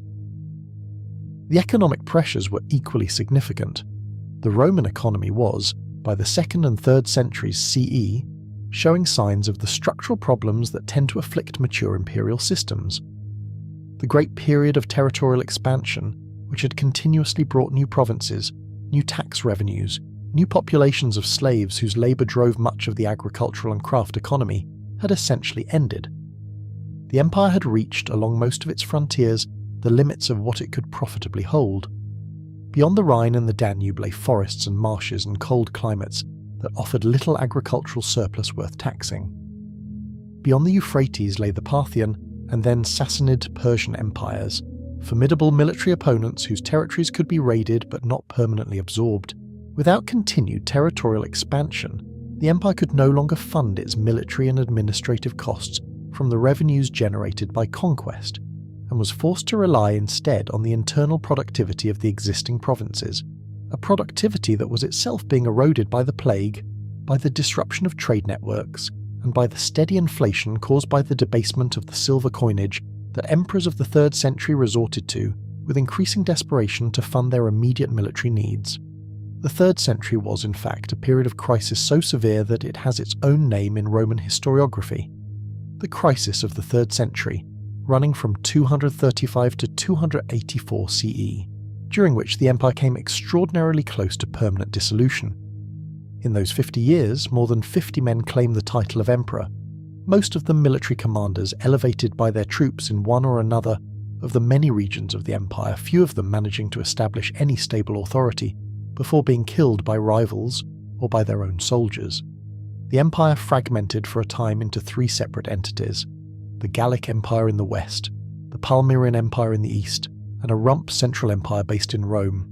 Trade declined sharply, cities contracted, the population fell, whether from plague or from the direct violence of civil war and the disruption of agricultural and commercial life that civil war inevitably caused. The currency was so debased that merchants in some areas were refusing to accept it, reverting to barter or to transactions in kind. The whole vast apparatus of Roman administrative order was, for a time, genuinely in danger of falling apart entirely. That it did not, that the empire was substantially reunified and stabilized under the emperors Aurelian and then Diocletian in the last decades of the 3rd century and the first decades of the 4th, is a testament to the extraordinary depth of the Roman institutional tradition, to the degree to which the idea of Rome as a universal order had become embedded in the consciousness of people across an enormous geographic range, regardless of their ethnic background or their native language. People wanted Rome to work. They believed, or at least they acted as if they believed, that the alternative, the fragmentation of the known world into competing small states, each too weak to maintain the roads and the aqueducts and the trade networks and the frontier defences on which everyone depended, was worse than any of the specific problems that the empire was failing to solve. Diocletian's reforms, which he instituted beginning in 284 CE, were sweeping and in many respects effective at stabilizing the immediate crisis. He doubled the size of the army, reorganized the provincial administration, fixed prices and wages by edict in an attempt to control inflation, and divided the empire administratively, first between 2 emperors, then between 4, in an effort to make it more manageable. He also launched the last and most thoroughgoing persecution of the Christians in the Roman Empire, apparently on the grounds that the refusal of Christians to participate in the traditional state religion was undermining the divine favour that the empire needed to survive. The persecution was brutal but ultimately unsuccessful, and when Constantine, who succeeded to power after the chaos following Diocletian's retirement, reversed the policy and extended toleration to Christianity, and eventually, by his own example and patronage, promoted its rapid spread through the imperial ruling class, the empire's relationship with religion was transformed in ways whose consequences would shape the next 1500 years of Western history. Constantine's reign, and particularly his decision to found a new eastern capital at the city of Byzantium on the Bosphorus, the city that became Constantinople, the city we now call Istanbul, was another pivot point in the long story of Rome's transformation. The eastern half of the empire, centred on this new capital, was richer than the western half, more urbanised, more commercially active, better positioned to defend its frontiers, and in many respects more administratively capable. It would survive in one form or another for more than 1,000 years after the final collapse of Roman authority in the West, a remarkable continuity that tends to be underemphasized in histories that treat the fall of Rome as the fall of civilization itself. But in the West, the pressures continued to build. The frontier along the Rhine and the Danube was a constant drain on resources. The Germanic peoples pressing against it were no longer simply raiders looking for loot. They were, in many cases, entire populations in motion, pushed by the expansion of the Huns from the Asian steppe, seeking land and security within the empire rather than simply plunder from outside it. The Roman response was, of necessity, to absorb large numbers of these peoples into the imperial system, settling them on depopulated land, enrolling their warriors in the Roman army, incorporating their leaders into the imperial hierarchy as federate commanders who owed nominal allegiance to the emperor, but who exercised effectively autonomous authority over the forces they led. This was not a new policy. Rome had always incorporated foreign peoples into its military and its ruling class. What was new was the scale, the speed, and the degree to which the empire's administrative and economic capacity had been eroded by the preceding century of crisis, so that the mechanisms that had previously turned outsiders into Romans were no longer functioning reliably. The Germanic commanders who led federate armies in the late 4th and 5th centuries were not becoming Roman in the way that their predecessors had. They were bringing their own cultures, their own loyalties, their own ideas about land and power, and the proper relationship between a war leader and his followers into an imperial system that was increasingly unable to impose its own framework on them. The Visigoths, under their leader Alaric, sacked Rome in 410 CE, an event that sent shockwaves through the Roman world not because of its immediate material consequences, which were in fact fairly limited, but because of its symbolic weight. Rome had not been sacked by a foreign enemy in 800 years. The Eternal City, the centre of the civilized world, had been violated, and the gods, or God, since by 410 CE the empire was officially Christian, had apparently not intervened to prevent it. Augustine of Hippo, one of the greatest minds of the late antique world, began writing his monumental work, The City of God, partly in response to the pagan argument that Rome's abandonment of the old gods in favour of Christianity had brought about this catastrophe, and partly as a broader meditation on the relationship between earthly power and divine purpose that would shape Christian political theology for 1,000 years. The Western Empire limped on for another 60 years after Alaric's sack, its effective authority contracting, its tax revenues falling, its ability to maintain the frontier eroding year by year. The last emperor of the Western Roman Empire, a young man named Romulus Augustulus, was deposed in 476 CE by the Germanic commander Odoacer, who saw no reason to maintain the fiction of a Roman emperor in the West, when the reality of power already rested entirely in the hands of men like himself. He sent the imperial insignia to Constantinople, and with that quiet gesture a line was crossed. But lines in history are never as clean as they appear from a distance. The Roman world did not end in 476 CE, it transformed. The Germanic kingdoms that replaced Roman authority in the west, the Visigothic kingdom in Spain, the Ostrogothic kingdom in Italy, the Frankish kingdom in Gaul, the Anglo-Saxon kingdoms in Britain, were not simply replacements for what had been there before.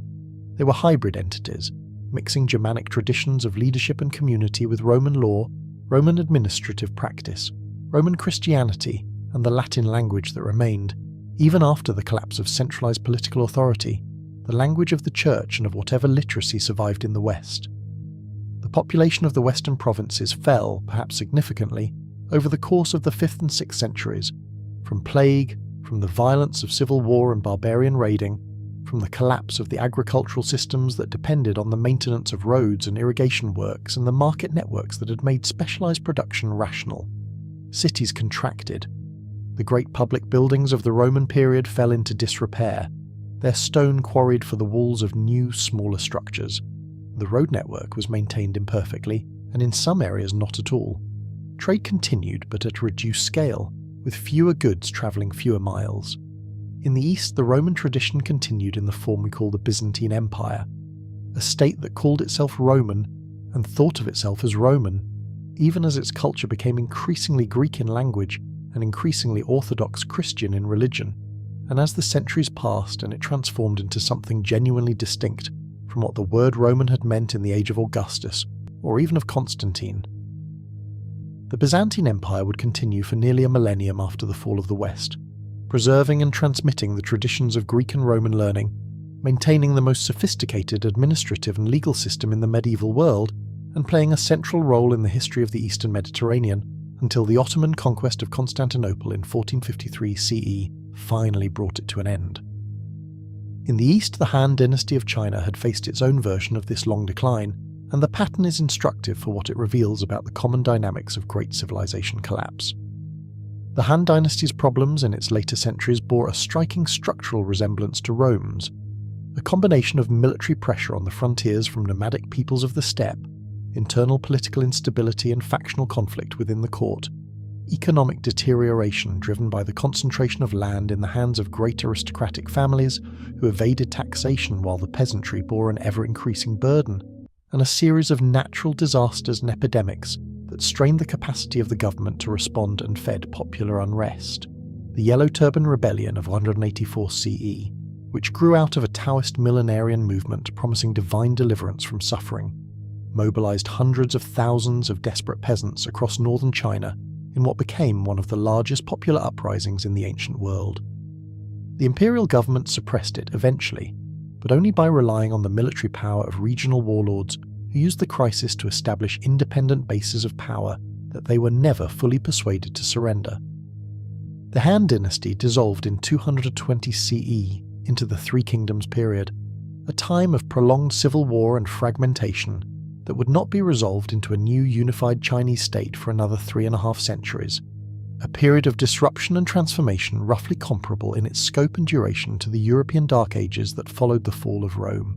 The Gupta Empire of India, which had presided over one of the most brilliant cultural flowerings of the ancient world in the 4th and 5th centuries CE, a period of achievement in mathematics, astronomy, literature, and philosophy that later Indian tradition would call a golden age, faced a different but equally consequential challenge in the form of the White Huns, a Central Asian people whose invasions in the late 5th century devastated the northwestern regions of the subcontinent, disrupted the trade networks that had supported the Gupta court's patronage of arts and learning, and accelerated the political fragmentation of northern India into a patchwork of smaller kingdoms that would characterize the subcontinent's political geography for the next several centuries. And in the Near East, the ancient civilization of Mesopotamia, that first great experiment in urban life and writing and complex administration that had begun in the river plain of Sumer 5,000 years earlier, had by the early centuries of the Common Era been absorbed into a succession of empires, each one drawing on the accumulated traditions of the region while adding its own distinctive layer. The Parthian and then Sassanid Persian empires that controlled Mesopotamia in this period were sophisticated, literate, commercially active, and culturally rich, producing remarkable achievements in art and architecture and religious thought. But they were also engaged in a nearly constant military and diplomatic struggle with the Roman world to their west, a struggle that absorbed enormous resources on both sides and left both empires exhausted at precisely the moment when a new force was gathering in the deserts of Arabia that would, within a single human lifetime, transform the political and cultural map of the known world more rapidly and more thoroughly than anything that had happened since the Bronze Age collapse. The emergence of Islam in the 7th century CE was the most dramatic geopolitical event of the first millennium of the Common Era. Within 100 years of the death of the Prophet Muhammad in 632 CE, armies fighting under the banner of the new faith had conquered Arabia, the Fertile Crescent, Egypt, the whole of North Africa, most of the Iberian Peninsula, and Persia as far as the borders of Central Asia. The speed of this expansion is almost impossible to comprehend in retrospect, and it has been the subject of debate among historians for centuries. No single factor explains it fully. The military prowess of the Arab armies was real, but not obviously superior to that of the forces they defeated. The weakness and exhaustion of the Byzantine and Sassanid empires, after more than 2 decades of devastating war against each other between 602 and 628 CE, was clearly a significant enabling condition. The appeal of the new religion, its message of equality before God, its clarity and accessibility compared to the theological complexities of Byzantine Christianity, or the elaborate ritual system of Zoroastrian Persia, its promise of divine reward for those who fought in its cause, was also clearly important. Whatever the combination of causes, the result was a transformation of the ancient world that ended some things permanently and created others that have lasted to the present day. The Sassanid Persian Empire disappeared entirely, absorbed into the new Islamic world and transformed over the following centuries into something that preserved much of Persian culture and learning, while expressing it through the medium of the new religion and the Arabic language. The Byzantine Empire survived, diminished, shorn of its wealthiest provinces, Egypt, Syria, the Holy Land, and confined for most of the following centuries to Anatolia and the Balkans, the ancient religious traditions of the Fertile Crescent, the Zoroastrianism of Persia, the various forms of Christianity that had flourished in Syria and Egypt, the remnants of older polytheisms, were gradually overshadowed by Islam, though never entirely extinguished. And in the West, a new world was slowly taking shape from the ruins of the old, a world organised around the Catholic Church, around the Latin language, around the memory of Rome and the hope of its eventual restoration, and around the agricultural villages and monastic communities that were the basic units of social and economic life in the post-Roman landscape. The world had changed. It had changed profoundly, and for many of the people living through the change, it had changed for the worse. They had lost the security and the comfort and the institutional support of systems that had taken centuries to build, and what had replaced those systems was, in the short term, thinner and less reliable and less capable of protecting them from the ordinary cruelties of hunger and disease and violence. But the world had not ended. It had transformed, and in its transformation, it had preserved, in manuscripts copied by monks in Irish and Italian and Syrian scriptoria, in the legal codes of the Germanic kingdoms that borrowed heavily from Roman law, in the Arabic translations of Greek philosophy and science that were being produced in Baghdad and Cairo and Cordoba, in the oral traditions of the peoples of the steppe and the forest and the open sea, who had never been part of any of the great civilizations but who carried their own deep wells of knowledge and wisdom. It had preserved enough of what had come before to make possible the next flowering. A generation passed, and then the next world began to gather itself slowly and tentatively from the deep soil of the old. The medieval world that rose from the long transformation of the late antique period was not, as it is sometimes portrayed, simply a dark waiting room between the brilliance of classical antiquity and the brilliance of the Renaissance. It was a world with its own distinctive character, its own achievements, its own beauty, and its own forms of human flourishing that deserved to be understood on their own terms, rather than merely as a contrast to what came before and after. In the centuries between roughly 600 and 1300 CE, several great civilizations reached remarkable levels of achievement. The Islamic world, centered first on the Umayyad Caliphate based in Damascus, and then on the Abbasid Caliphate based in Baghdad, became the most intellectually active and culturally diverse civilization on earth for several centuries. The city of Baghdad, founded by the Abbasid Caliph al-Mansur in 762 CE, on the banks of the Tigris River not far from the ancient site of Babylon, grew within a century to become one of the largest and most cosmopolitan cities in the world, its population perhaps approaching 1 million people, its markets offering goods from China and India and East Africa and the Mediterranean world, its libraries and academies housing the greatest concentration of scholarly activity anywhere on the planet, the House of Wisdom, the great translation and research institution established by the Abbasid caliphs, most famously by the Caliph al-Mamun in the early 9th century, was the place where scholars of Arabic, Persian, Greek and Syriac worked together to translate the philosophical and scientific legacy of the ancient world into Arabic, preserving and extending it in ways that would prove essential to the later development of European science and philosophy. The works of Aristotle, Galen, Ptolemy, Euclid, Archimedes, and dozens of other Greek thinkers were translated, commented upon, corrected and extended by Islamic scholars who were not merely passive transmitters but active contributors to the traditions they had inherited. In mathematics, the Islamic world made contributions of the first importance. The development of algebra as a systematic discipline by the mathematician al-Khwarizmi, whose name lives on in the word algorithm. The refinement and transmission of the Hindu-Arabic numeral system, including the concept of zero, without which modern mathematics and science would be unimaginable. Advances in trigonometry, optics, and astronomical calculation that would form the foundation of later European science. In medicine, the encyclopedic works of Ibn Sina, known to the Latin-speaking world as Avicenna, synthesized and extended the Greek medical tradition and served as the primary medical textbooks of both the Islamic and European worlds for centuries. In philosophy, Ibn Rushd, Averroes, produced commentaries on Aristotle so thorough and so insightful that the Latin scholastics of the medieval European universities, when they finally gained access to them through translations made in Spain in the 12th century, immediately recognized them as indispensable, and Aristotle became known in the medieval European schools simply as the philosopher, while Ibn Rushd was known as the commentator.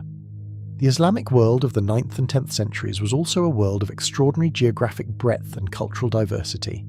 It stretched from the Atlantic coast of Spain and Morocco to the borders of China and the coasts of India, encompassing peoples of dozens of ethnicities and languages and pre-Islamic cultural traditions, all nominally united by the Arabic language of the Quran and the 5 pillars of Islamic practice, but in reality producing an enormous variety of local cultures, architectural traditions, literary forms, and intellectual approaches within that broad shared framework. The Sufi mystical tradition, which emphasized the direct personal experience of the divine through meditation, music, and the cultivation of spiritual love, emerged in this period and would profoundly shape the religious and cultural life of much of the Islamic world for centuries. The great Persian literary tradition, the epic poetry of Ferdowsi, whose Shahnameh retold the ancient history of Iran in magnificent verse, the philosophical poetry of Omar Khayyam, the mystical love poetry of Rumi, flowered within the broad tent of Islamic civilization, while drawing deeply on pre-Islamic Persian roots. In China, the Tang dynasty, 618 to 907 CE, and the subsequent Song dynasty, 960 to 1279 CE, presided over periods of extraordinary cultural and economic achievement. Tang China was an international civilization in a way that few others before it had been. Its capital, Chang'an, which was at certain points in the 7th and 8th centuries the largest city on earth, was home not just to the Chinese population, but to substantial communities of Persians, Arabs, Turks, Koreans, Japanese, and merchants and diplomats from a dozen other peoples, all drawn by the wealth and sophistication of the Tang court and the opportunities of the Great Silk Road trade.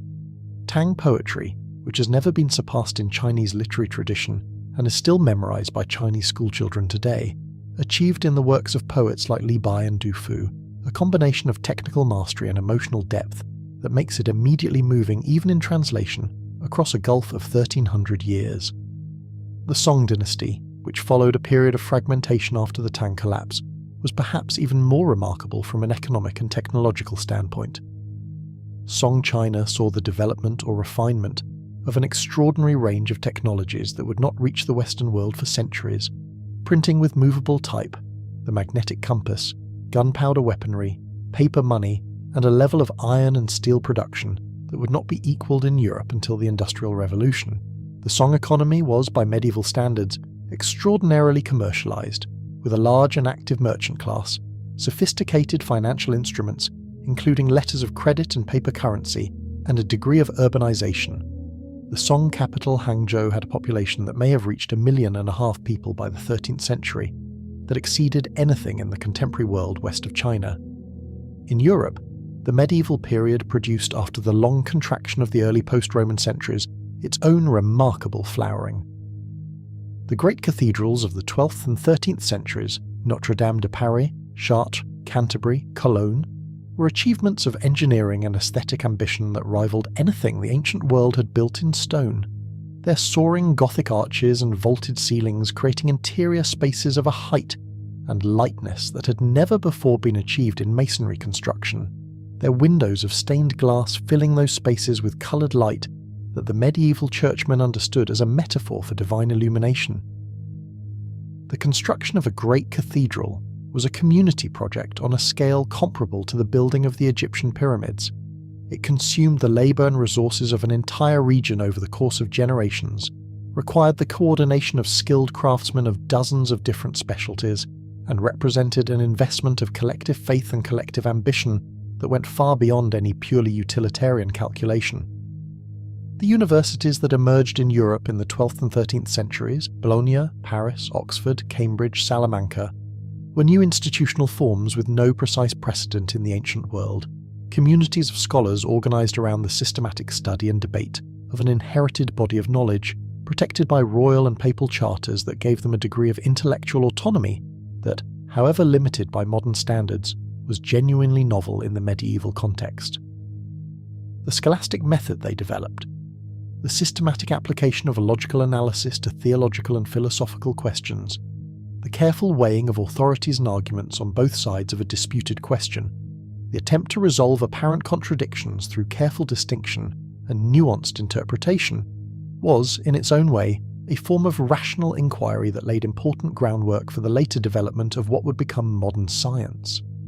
The Mongol Empire of the 13th century was, for a time, the largest contiguous land empire in human history, stretching at its greatest extent from Korea to Poland, from Siberia to the Persian Gulf, encompassing roughly a quarter of the world's land surface and perhaps a third of its population. Its conquest was devastating in many of the regions it passed through. The Mongol destruction of Baghdad in 1258, which ended the Abbasid Caliphate and reportedly filled the Tigris with the ink of books from the libraries that were thrown into it, is one of the great cultural catastrophes of the medieval period. But the Pax Mongolica, the relative peace and security that the Mongol Empire imposed across Eurasia for most of the century between roughly 1250 and 1350, also created conditions for trade and cultural exchange across the full length of the Silk Road that had rarely been possible before. The Chinese technologies of printing and gunpowder and the magnetic compass reached the Islamic world and then Europe along these routes. The plague bacillus, Yersinia pestis, apparently travelled along the same routes in the opposite direction. The Black Death, which reached Europe in 1347 and swept across the continent over the following 5 years with a speed and lethality that contemporaries described in terms that mixed the factual and the apocalyptic, killed somewhere between a third and half of the European population, perhaps 25 million people in a continent that had perhaps 75 million before the plague arrived.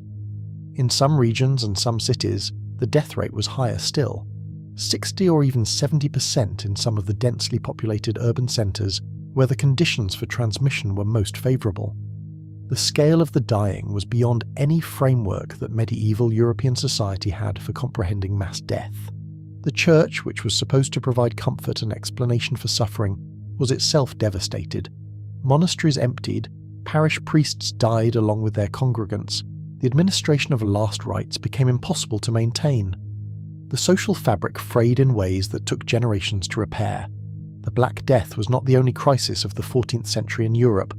A prolonged period of cold and wet weather beginning in the early 14th century, part of what climate historians call the Little Ice Age, reduced agricultural productivity across much of northern Europe, producing a series of famines in the decades before the plague arrived that had already weakened the population and strained the social systems designed to manage scarcity. The Great Famine of 1315 to 1322, which struck most of northern Europe, killed millions and produced social disruption. Abandoned farms, increased crime, desperate migration from rural areas to cities that shook the confidence of the feudal order in ways that the later plague would amplify enormously. And the political systems of the medieval world were themselves under pressure.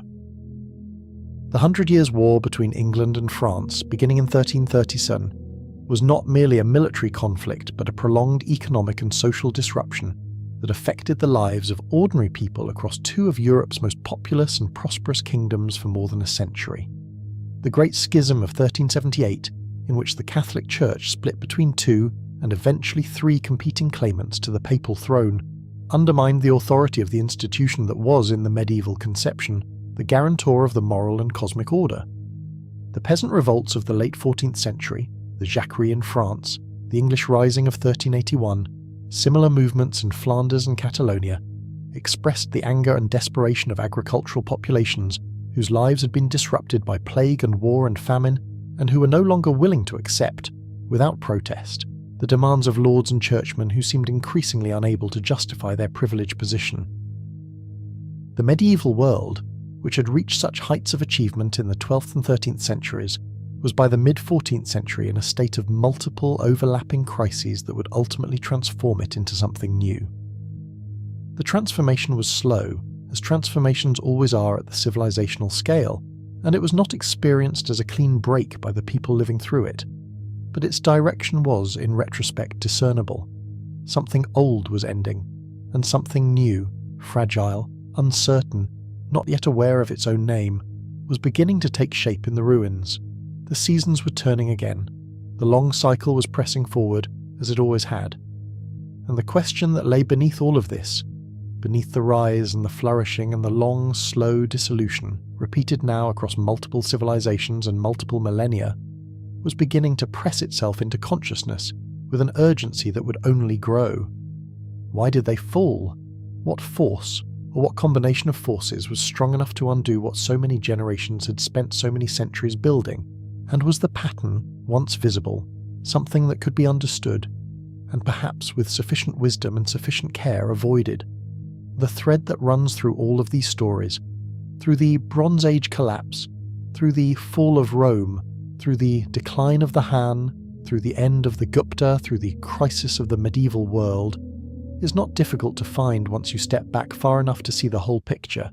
It is not one thread, but several, and they are always intertwined, always pulling on each other, always amplifying the effects of the others in ways that make the final unravelling seem, at the moment of its occurrence, sudden and inexplicable, even though the tensions that produced it had been building for generations. Climate is always one of the threads. The Earth's climate is not stable on the timescales of human civilization. It shifts in response to changes in solar output, in volcanic activity, in the composition of the atmosphere, in the complex feedback systems that connect ocean temperatures and ice cover, and atmospheric circulation, in ways that are still not fully understood. The periods of relative climatic stability that characterized the height of the Holocene, and that made the great civilizations of the ancient world possible, were not permanent features of the landscape. They were temporary conditions that could and did shift, sometimes slowly and sometimes with surprising speed, in ways that changed the amount of rainfall, the length of the growing season, the frequency of floods and droughts, and the productivity of the agricultural systems on which every complex civilization ultimately rested. The Bronze Age collapse appears to have coincided with a significant shift toward drier conditions in the eastern Mediterranean. The decline of the Han dynasty and the subsequent period of Chinese fragmentation appears to have coincided with a period of prolonged cold and reduced rainfall in northern China. The crisis of the 3rd century Roman Empire coincided with climatic disruption. The devastating 14th century crises in Europe and Asia coincided with the onset of the Little Ice Age. These correlations are not coincidences.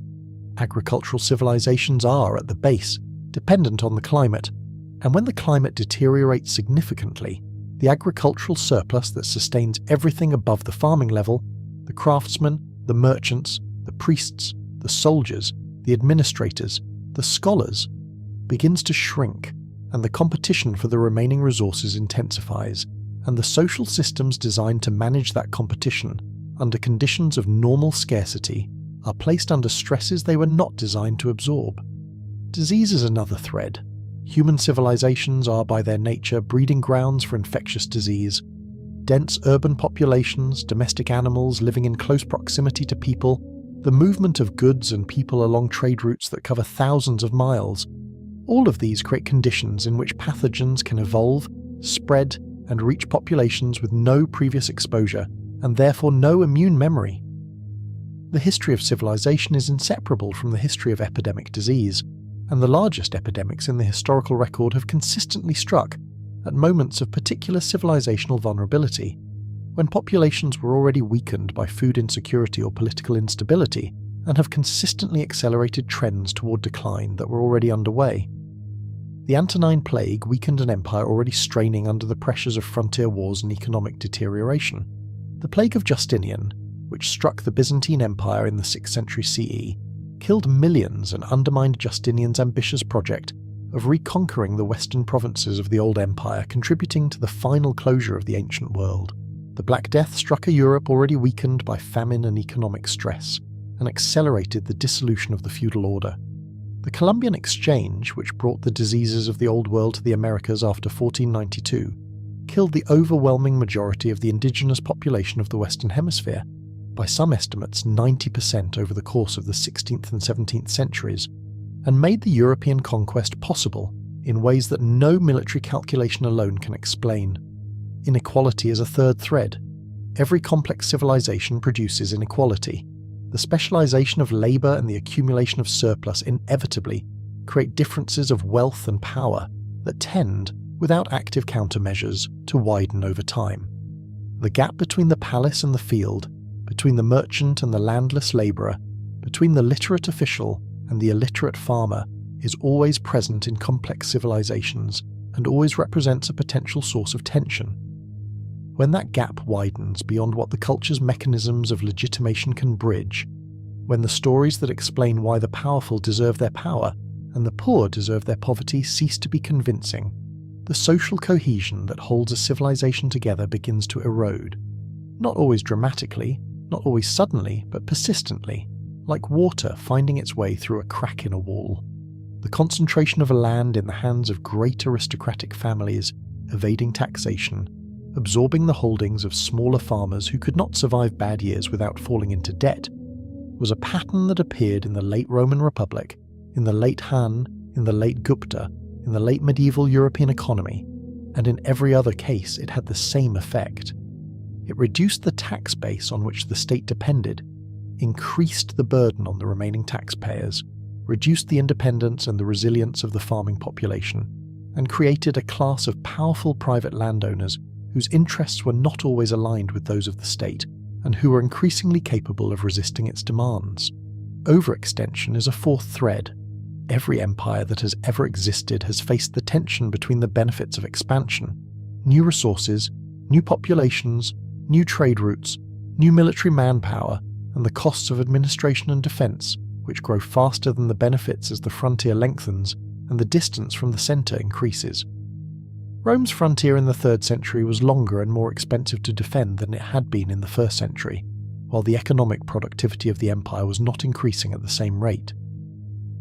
The Mongol Empire fragmented within a few generations of its creation, in part because the distances involved made unified administration impossible with the communication technology of the 13th century.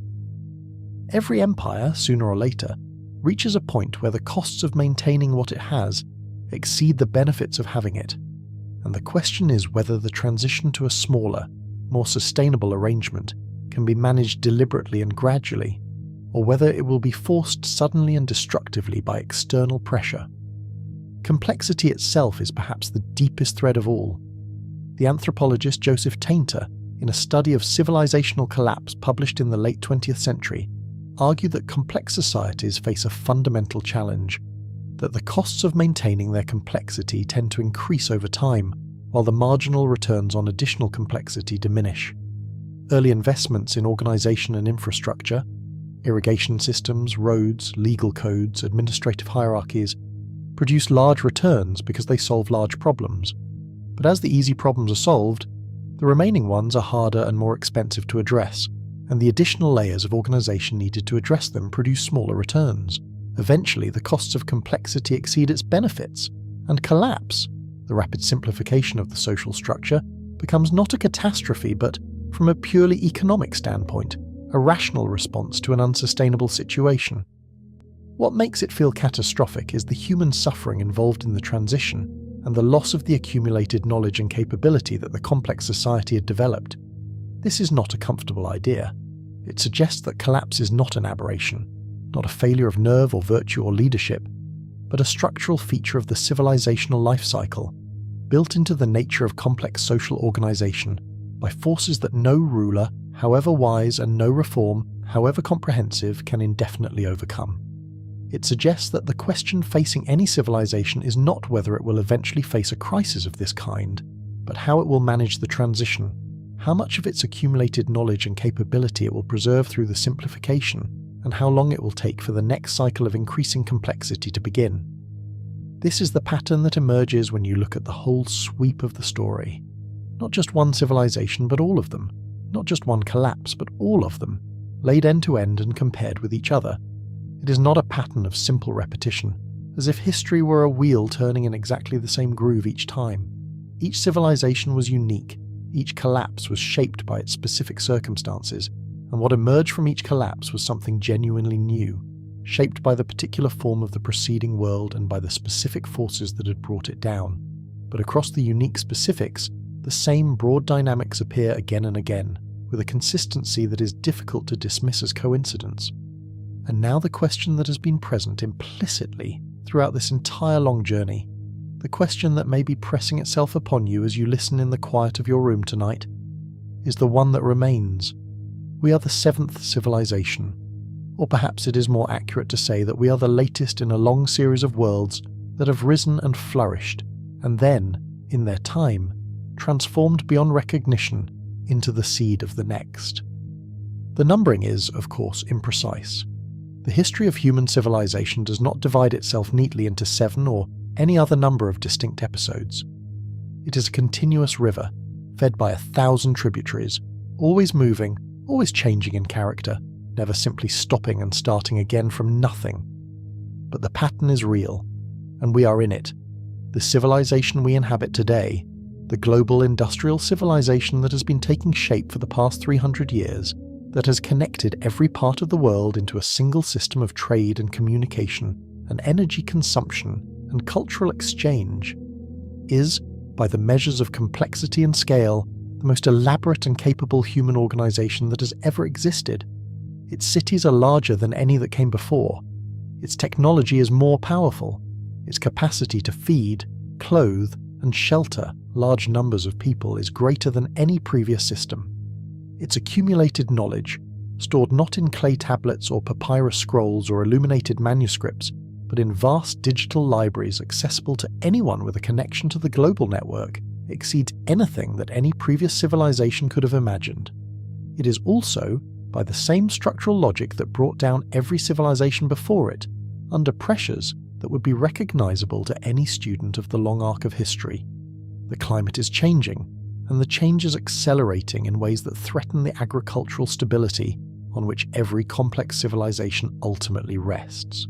Disease, as the early 21st century has already demonstrated, can still move along the global trade network with the speed of a jet aircraft, reaching every corner of the world in weeks. The gap between the wealthy and the poor, measured not just within nations but between them, is, by many measures, as wide as it has ever been in the history of civilization. The costs of maintaining the complexity of the global system, the military, the administrative, the infrastructural, the energetic, are growing, while the returns on additional complexity are in many domains diminishing, and the sheer interconnection of the system, the feature that makes it so capable and so efficient in good times, means that when shocks occur, they propagate through the whole system at once, without the friction and delay that geographic separation used to provide. These are not comfortable observations, but they are honest ones, and honesty, even when it is uncomfortable, is the beginning of wisdom. The civilizations that came before us are not simply cautionary tales, they are also evidence of something more hopeful, evidence of the extraordinary resilience and creativity of the human species in the face of disruption and loss. Every collapse in the historical record was followed, eventually, by renewal. Every simplification was followed, given enough time, by a new flowering of complexity. Every destroyed city was, sooner or later, built again, either on its own ruins or somewhere new. Every body of knowledge that was lost in one tradition was preserved in another, or rediscovered or reinvented by people who did not know it had existed before. The scribes of Mesopotamia who copied the Epic of Gilgamesh onto clay tablets were preserving, without knowing it, one of the most profound literary explorations of what it means to be mortal, to love another person, to lose them, to grieve, and to go on living. A text that would wait in the earth for 3,000 years before a 19th century scholar working in the British Museum would read the fragmented tablets and recognise, with a shock of recognition that he described as one of the most moving experiences of his scholarly life, that here was a flood story older than Noah's, that here were themes and emotions as immediate and as universal as anything in his own world. The Islamic scholars of the 9th century who translated the Greek philosophers into Arabic were preserving texts that would otherwise almost certainly have been lost. Texts that, transmitted back to Europe through Latin translations made in Spain and Sicily in the 12th century, would ignite the intellectual revolution of the high medieval period and lay the groundwork for the Renaissance and the scientific revolution. The monks of Ireland, who continued to copy Latin manuscripts through the darkest centuries of the early medieval period, were doing something that they understood in purely religious terms, preserving the wisdom of the Church Fathers for the use of the faithful, but whose broader effect was to maintain a thread of continuity with the classical tradition that would eventually be woven back into the fabric of European civilization. Preservation happens, knowledge survives, not always, not completely, not without enormous loss, but the human impulse to save what is beautiful and true and useful, to copy it out and carry it forward and give it to the next generation, that impulse has proven, across the long arc of the story, remarkably durable. It is one of the most consistently hopeful things about human beings, that in the midst of destruction and loss, there are always those who are already thinking about what to save. And the things that were built by the civilizations that came before us, the irrigation systems, the roads, the legal codes, the philosophical traditions, the mathematical discoveries, the astronomical observations, the medical knowledge, the architectural techniques, the literary forms, the musical modes, the agricultural practices, were not simply lost when the civilizations that created them fell. Most of them were absorbed, modified, and carried forward by the civilizations that followed. The Roman road that still underlies a modern highway, the Babylonian mathematical techniques that still underlie the way we divide the hour into 60 minutes and the circle into 360 degrees, the Greek philosophical tradition that still shapes the way educated people in every part of the world are taught to think about ethics and politics and the nature of knowledge. The Chinese agricultural techniques that still sustain the diets of half the world's population. The Islamic mathematical and scientific achievements without which the European scientific revolution of the 17th century could not have taken the form it did. We are not the heirs of one civilization. We are the heirs of all of them, the accumulated deposit of every world that rose and fell and left its traces in the soil and the stone and the language and the thought of the world we inhabit. The civilization we live in is not the seventh in a sequence of separate and unrelated experiments. It is the latest and most complex expression of a single, long, unbroken tradition of human effort and human wisdom that stretches back through all of these stories to the moment when the first human being pressed a reed into wet clay and made a mark that meant something. That is a remarkable thing to carry with you into sleep. Tonight, as you rest, the same rivers that watered the fields of Sumer are still flowing, though they run between different banks and are called by different names. The same stars that the astronomers of Babylon mapped with such care are still turning overhead, indifferent and eternal in their ancient courses. The wheat that was first domesticated in the hills of the Fertile Crescent 10,000 years ago still grows in fields across every inhabited continent, still fed by the same rains, still harvested with tools that are different in their materials and their power, but identical in their fundamental purpose to the stone sickles that the first farmers used. The past is not gone. It is here, in the ground beneath your feet and in the language in your mouth and in the shape of the thoughts you think when you lie down at the end of a day and let the world grow quiet around you. Let the room grow still now. Let the soft sound of the fan or the rain or the distant night sounds outside your window fill the silence.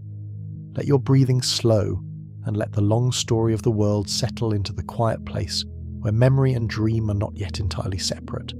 The civilizations that came before us each had their moment of fullness, their period of reaching and building and imagining, their long afternoon of being alive in a world they had made with their own hands and their own minds, and then they passed, as all things pass, into the earth, and into the memory and into the slow work of becoming something new. We are part of that same long becoming. We are not separate from the story. We are its latest sentence, still being written, still uncertain of its ending, but connected by a thread that has never broken to every person who ever looked up at these same stars and wondered what they meant. Rest now. The rivers flow on in the dark. The grain stands in the fields waiting for morning. The clay tablets in their museum cases hold their secrets patiently, waiting for the next careful reader. The world that was is resting, and the world that will be is still gathering itself in the deep, unhurried way that worlds gather. Let your eyes close gently. Let the ancient rhythms carry you. The past holds you lightly, without judgment, without demand, and tomorrow will come in its own time, patient as the tide, steady as the turning of the seasons, faithful as the river returning to its banks after the long flood. Sleep well, in the company of all those who have rested before you, in every age of the world's long and luminous story.